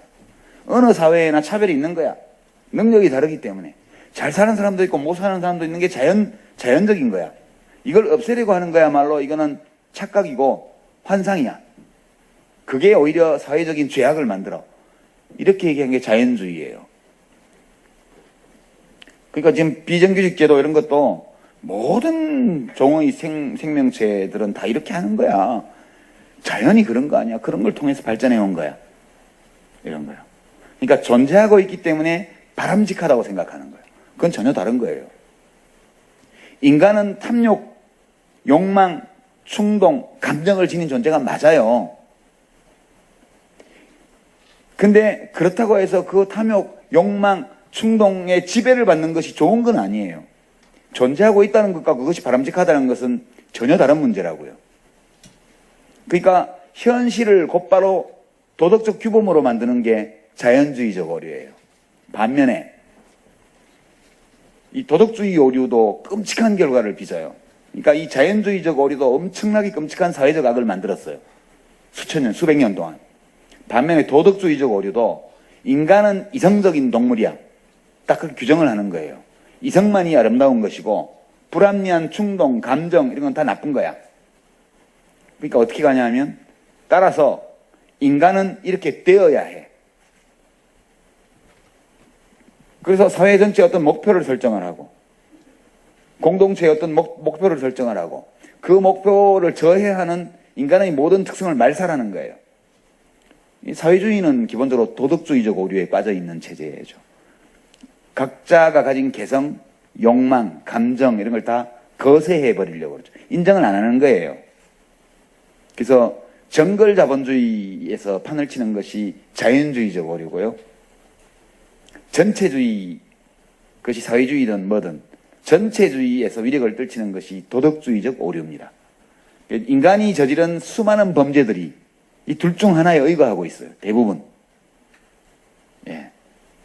그래서 그렇게 제가 설명을 드리고요.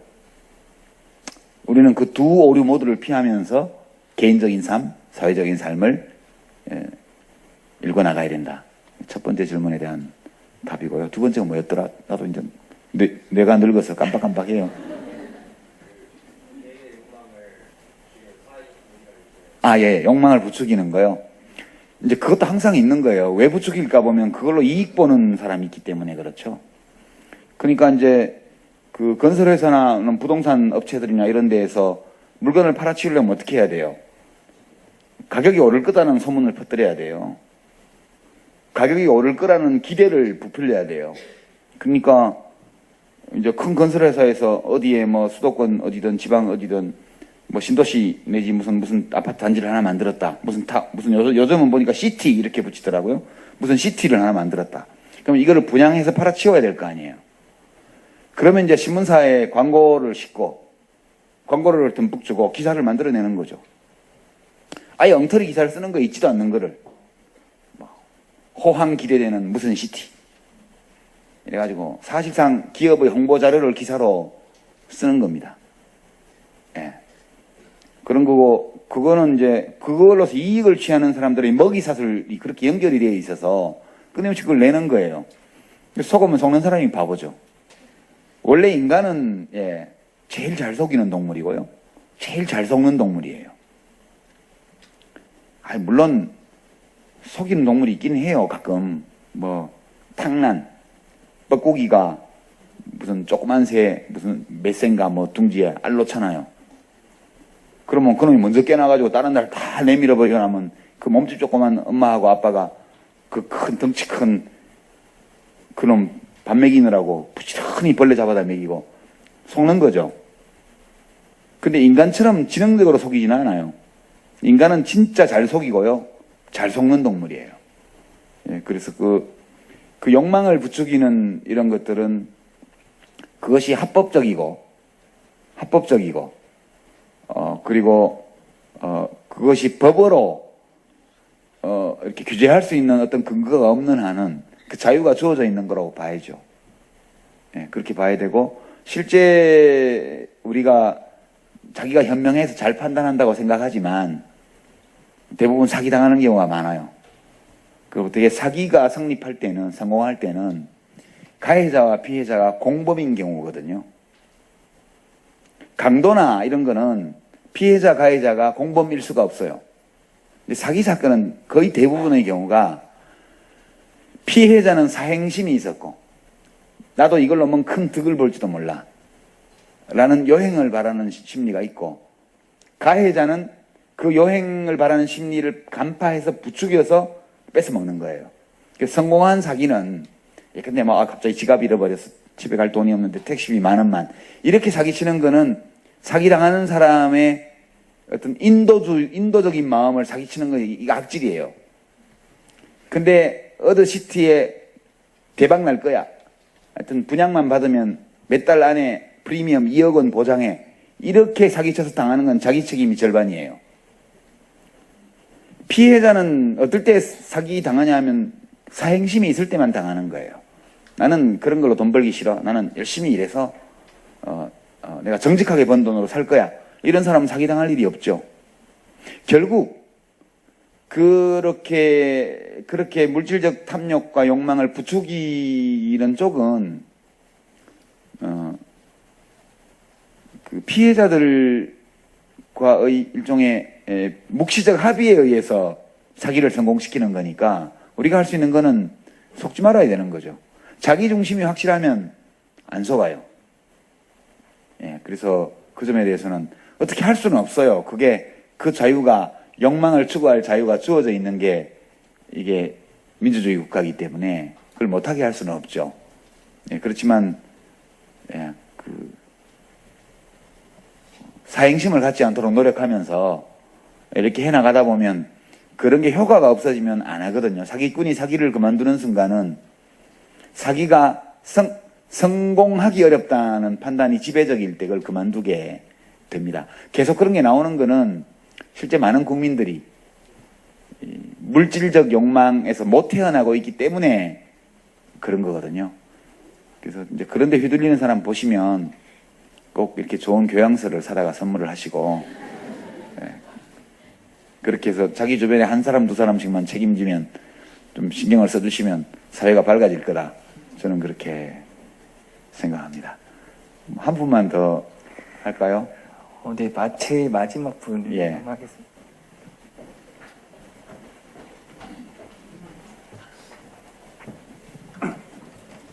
안녕하십니까. 저는 30살이고요. 지금 30살에 공익근무요원 하고 있습니다. 공익근무요원요? 네. 예. 근데 제가 화를 낼 때 화를 내라고 말씀을 하시는데 제가 작년에 좀 대한민국 이슈가 될 만한 이제 사건에 대해 공익 신고를 하게 되었습니다. 그래서 지금 살고 있는 동네에서 이제 속히 말해서 이제 빨갱이, 너는 자빨이다, 이런 이제 낙인이 찍혀가지고 지금 너무나 이제 정신적으로 큰 충격을 먹고 지금 가족들도 뭐 다른 분들한테 뭐 협박을 당하고 이런 상황까지 왔는데 좋은 일이라고 생각을 하고 공익 신고를 했는데 이런 후폭풍이 들어올 줄 잘 몰랐거든요. 근데 지금 제가 제일 힘든 부분은 그런 사고가 있었는데 이제 같이 이제 사고를 이제 터졌을 때 저한테 이제 힘을 주셔야 되는 부모님들께서 같이 힘을 주지 못하시고 같이 그 단합이 되지 않고 깨지셨어요. 그 부분에서 저한테는 힘이 될 수 있는 부분이 이 사람들이었는데 왜 저분들까지 저를 힘들게 할까? 과연 내가 이렇게 옳은 행동을 했는데 이게 과연 내가 진짜 옳은 행동에 한 게 맞는가 하는 의심이 너무 많이 들었거든요. 이 상황에서는 제가 어떻게 해야 되는지 너무 궁금합니다. 예. 이제 공익제보, 공익신고를 했는데, 이제 그 나쁜 짓 하는 사람들이 공익적인 목적으로 신고, 제보를 한 사람을 배신자로 취급하는 거 아니에요. 그죠? 이제 질문, 이런 경우 어떻게 하면 좋냐? 답은 없어요. 각자가 감당할 문제. 인생은 참 냉정한 거예요. 그렇게 보면. 근데 이제 이 대목에서 제가 조금 이제 드리고 싶은 말씀은 내가 이것을 감당할 수 있는가를 잘 따져보셔야 돼요. 정답이 있는 게 아니거든요. 그 문제도. 근데 옳지 않은 일을 보면 그걸 바로잡기 위해서 뭘 해야 된다. 이게 도덕적 규범이에요. 우리가 가지고 있는. 근데 이제 그렇게 했다가 죽은 사람도 엄청 많고요. 진짜 옛날에 뭐 민주주의 시대가 오기 전에 옛날에 왕조 시대 이럴 때는 그러다 죽은 사람이 엄청 많잖아요. 세게 대들어서 성공하면 자기가 왕이 되기도 했고요. 지금은 그런 시대가 아닌데, 그러나 사회 전체가 그런 부패에 젖어 있을 때 그 안에서 이 규범을 따라서 간다는 것은 굉장히 힘든 일입니다. 최근에 이제 사건들을 보면 우리 사회가 얼마큼 일그러져 있는가. 이게 제가 한국 사회가 생지옥이다 그렇게 생각하지는 않지만 또 괜찮은 점도 많은 사회지만 되게 못났다. 사회가, 세상이. 라고 느끼는 게 우선 이제 세월호 사건을 보면 진짜 다 부패했잖아요. 원인이 부패잖아요. 서로 봐주는 거예요.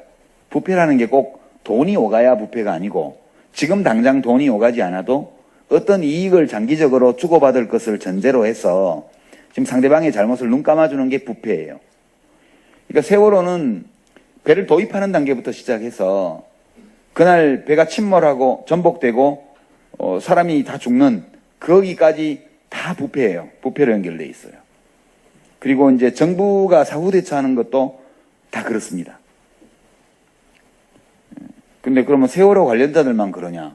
그렇지 않죠. 세월호 사건 여파로 개각을 내각 개편을 하는데 그 총리 후보부터 시작해서 장관 후보들이 살아온 이력에서 문제된 것들을 보십시오.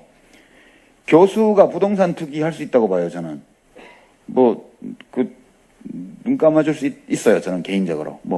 아니, 사모님이 했을 수도 있으니까 본인은 잘 몰랐을 수도 있고, 저도 청문회를 당해본 입장에서, 근데 교수가 논문을 도둑질하면 안 되죠. 다른 거는, 오케이. 다들 그렇게 살아왔으니까, 그렇다 쳐. 그렇지만 교수가 논문을 도둑질하면 안 되죠. 그건 확실하죠. 그 다음에 이제 국방장관 후보자가 나왔는데 아드님이 군대를 갔다 왔어요. 좋아요. 당연히 장군의 아들은 군대를 가야 맞죠. 근데 이게 무슨 주특기도 별로 없는데 군악대에 있으면서 악기를 뭘 다루는지는 모르겠는데 하여튼 휴가를 60며칠을 그냥 규정상 있는 최대한으로 찾아먹었어요. 그럴 때 군인은 저러면 안 되지. 그런 거예요. 아니 국방부 장관 후보자가 무슨 시골에 부동산이 있다. 그것도 사모님이 했을 수 있죠. 군인은 나라 지키느라고 전방으로 어디로 다니는 동안 노후도 걱정되고 그러니까 사모님이 어디 또 친구들하고 어울려가지고 땅 좀 샀을 수 있죠. 요건 좀 먹겠지만 죄송합니다. 그렇지만 장관을 수행하는데 하자는 아니라고 봐요. 결정적인 하자는. 우리가 무슨 진짜 공자님, 예수님 뽑는 거 아니잖아요. 그렇지만 군인이 자기 아들을 군에 그렇게 보내면 안 돼요. 그때 합참의장이었잖아요. 내가 합참의장이면 별 3개 달고 4개인가? 그러면 아들을 군대를 보냈으면 특별히 군사령관이나 군단장한테 얘기를 해서 걔는 추첨으로 배정해가지고 원칙대로 해라. 그렇게 해야지. 무슨 군악대에 가 있으면서 휴가를 60며칠씩 찾아먹어요. 내가 군인이면 그렇게 하는 게 맞다는 거예요. 그러니까 우리가 자기가 수행하는 공적 직무와 관련해서 특별하게 엄격한 게 요구되는 그런 일들이 있어요. 그리고 무슨 지식경제부 장관인지 뭔지 이런 사람은 또 그것도 사모님이 했을 수도 있죠. 본인이 했을 수도 있고 농지법 위반해서 밭을 샀을 수도 있어요. 그리고 그거 별장처럼 쓰니까 잔디밭 깔아가지고 거기서 가든 파티도 하고 했을 수 있죠. 이미 다 들켰으면 청문회 나와서 잘못됐습니다라고 얘기하면 되지. 그따가 왜 갑자기 고추까지 달린 그거를 갖다가 심어놓고 물 줘놨냐는 거예요. 너무너무 비천하잖아요. 일국의 장관이 될 사람인데 잘못된 게 드러났으면 인정을 하고 죄송합니다라고 말을 하고 장관을 그만두든가 아니면 밀어붙여서 하든가 그거는 선택의 문제인데 거기 가서 고추를 심어놓고 그거 말라 죽을까봐 물 줬는데 그래도 물 준 흔적까지 다 남아있으면 그거는 정말 천한 거 아니에요. 그러니까 사람들이 옳지 않은 일을 할 수도 있고 바람직하지 않은 일을 할 수도 있는데 어느 정도 품격은 있어야 되잖아요. 그게 다 무너진 사회예요. 한국이. 우리나라가. 그러니까 사회 전체가 좋은 게 좋은 거고 서로 봐주는 거예요. 서로 봐주는 이런 판국에 어떤 사람 하나가 중불나게 나와가지고 이건 이렇게 하면 안 돼요. 법이 이렇게 돼 있어요. 저건 저렇게 하면 안 돼요. 규정이 이렇게 돼 있어요. 이렇게 하고 그래도 하니까 어디 청와대 신문고에 올렸다든가 그러면 그 일을 저지른 사람들이 잘못을 느껴야 되는데 그게 아니고 너는 뭔데 이 자식아 걷다가 제보를 하고 그래. 못 믿을 놈이네. 저놈하고 이제 얘기하지 마. 이렇게 하고 그 사람 왕따를 시키는 구조예요. 우리나라가. 저는 이 부패 문제를 둘러싸고 공직사회가 부패했다 국회의원들이 부패했다 그러는데 솔직히 말하면 저 국회의원 해봤는데요. 장관도 해보고 국회의원 부패가 민간 부패보다 훨씬 덜해요. 제가 생각하기에는. 민간 기업들의 부패는 말할 나위도 없고요. 대학까지 그렇잖아요. 자기 제자가 쓴 논문에 제1저자로 자기 이름 올리는 거 부패 아니에요? 부패죠. 그 제자가 왜 그렇게 하게 했겠어요? 나는 하지 말라고 그러는데 제자가 우겨서 했다? 거짓말하고 있어. 지도교수를 그렇게 해줘야 나중에 뭐가 올 거 아니에요. 돈은 아니겠지만. 뭐 설마 뭐 그렇게 한 푼 두 푼 제자 논문 연구비까지 가로채서 사모님한테 결혼 몇십 주년 기념 현금으로 선물하는 분이 설마 제자한테 돈 주겠어요? 돈이 아니고 다른 게 오가요. 예컨대 뭐 교수 자리 비었을 때 심사할 때 얘가 옛날에 내가 논문 뭐 무슨 저널에 얘가 써가지고 내 이름으로 3개 4개 올려줬는데 앞으로 교수하면 계속 할 수 있잖아? 이래갖고 뽑아준다든가 그런 걸 기대하면서 그렇게 하는 거예요. 사회 전체가 지금 이렇게 돼 있기 때문에 공공 분야와 민간 분야를 막론하고 모든 게 다 부패예요, 지금. 예, 그래서 이거를 어떻게 극복하느냐. 이게 이제 우리 사회의 제일 당면한 문제라고 보고요. 저는 이게 뭐 법이나 제도를 정비해서 뭘 해서 할 수 있는 것도 있지만, 예, 지금 질문하신 분처럼 누군가가 처음에 좀 괴롭더라도 이걸 깨는 노력들을 곳곳에서 할 때 이것이 좀씩 깨져갈 것이다. 그렇게 생각하고 고생은 하시겠지만, 그래도, 예, 잘하셨어요. 고생은 혼자 감당하셔야 되고. 그게 좀 불공평하긴 한데, 예, 그래도 이제 너무 힘들면 일정 부분 또 타협할 수 있다. 저는 그렇게 생각합니다.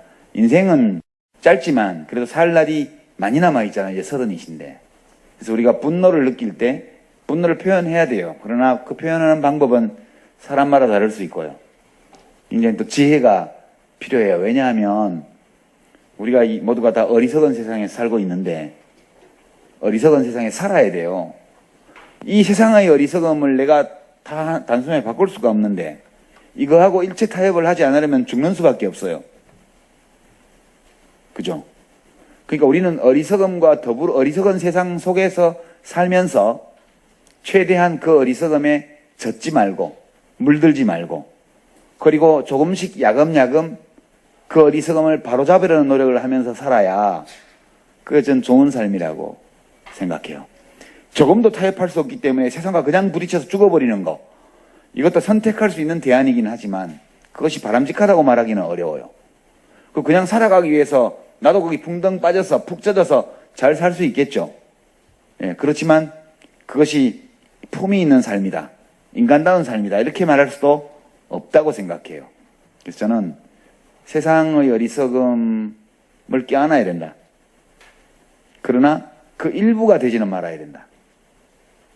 그리고 세상의 어리석음에 전면전을 선포하고 인생을 다 걸고 부딪히지는 않더라도 야금야금 내가 할 수 있는 것을 할 수 있는 만큼 그 어리석음과 싸우는 노력, 그걸 바로잡는 노력도 해나가면 이게 얼마만큼 타협하고 얼마만큼 싸우느냐 그런 각자의 몫이라고 봐요. 지금 감당이 잘 안 된다는 거는 조금 오버했다는 뜻이거든요. 내가 감당할 수 있는 범위보다 지금 좀 세게 나가신 것 같아요. 그럴 때는 약간 거두어드리는 지혜도 저는 필요하다고 보고요. 그런 것이 자기의 내면에서 나로서는 이것이 현실적이고 현명한 선택이다 이렇게 판단이 든다면 다른 사람이 뭐라 그러든 사실 크게 마음 쓰지 않으셔도 된다고 봐요. 결국 내 삶은 누가 남이 내 삶의 의미를 인정해 주는 것이 아니라 내가 인정하는 거거든요. 내 스스로 세운 행동 준칙에 따라서 할 수 있는 만큼 해나가면 그리고 내 자신이 나에 대해서 좋은 평가를 내린다면 그럼 남들이 뭐라 그러든 그건 상관없는 일이 아니겠느냐 이렇게 생각하고요. 좀 점검해 보세요. 점검해 보시고 예수님이 12제자를 보내면서 그렇게 말한 걸로 나오는데요. 비둘기처럼 양순하고 뱀처럼 교활할지어다. 그렇게 얘기한 걸로 나와요. 제가 읽은 신약에는 그렇게 돼 있었던 것으로 기억해요. 제가 그걸 읽으면서 제가 아마 21살 무렵에 그걸 처음 봤던 것 같은데 저는 크리스찬은 아니지만 종교가 없는 사람이지만 무슨 의미일까 이게 좀 인상적이었어요. 예수님도 제자들을 내보내면서 비슷한 고민을 했지 않겠어요? 그러니까 세상과 잘 소통하지 못하고 세상과 잘 화합하지 못해서 사형을 당한 분들이잖아요. 우리가 알고 있는 위대한 인물들 중에는 소통에 실패해서 죽임을 당한 분들이 많아요. 예수님도 이스라엘 백성들이 군중이 죽이라고 해서 죽였잖아요. 본디오 빌라도가 죽이고 싶어서 죽인 게 아니고. 소크라테스도 사약을 받은 거 아니에요. 청년들에게 철학을 가르치고 과학을 가르쳤다는 이유로 사형을 당했어요. 도망가라고 그러는데 도망도 안 가고 그냥 마셨단 말이에요. 그런 훌륭한 분들도 세상의 어리석음과 잘 맞추지 못해가지고 그렇게 돌아가셨는데, 우리 평범한 사람들이 살아가면서 크고 작은 일에 부딪히는 거는 너무나 당연한 거라고 저는 생각합니다. 용기를 잃지는 마시고요. 그러나 이제 뱀이 지혜의 상징이라는 것도 제가 그때 처음 알았는데, 뱀처럼 지혜롭거라 그렇게 돼 있어서 필요하거든요. 비둘기처럼 양순하거라, 이거는 번역이 잘 되는지 안 되는지 모르겠지만 여하튼 선한 마음을 가지고 살아가되 뱀처럼 교활하고 교활할 정도로 지혜롭게 살아라, 그런 거니까 예수님이 실제 그 말을 하셨다면 우리 인생에서 좀 그만큼 참고되는 그런 어드바이스도 드물지 않겠냐 하는 생각이 들 정도로 좋은 말이라고 봐요. 지금까지는 뱀 같은 교활함이, 지혜로움이 좀 부족하실 수도 있고 한데 잘 생각해 보시고 또 늠름하게 대처하시기 바랍니다.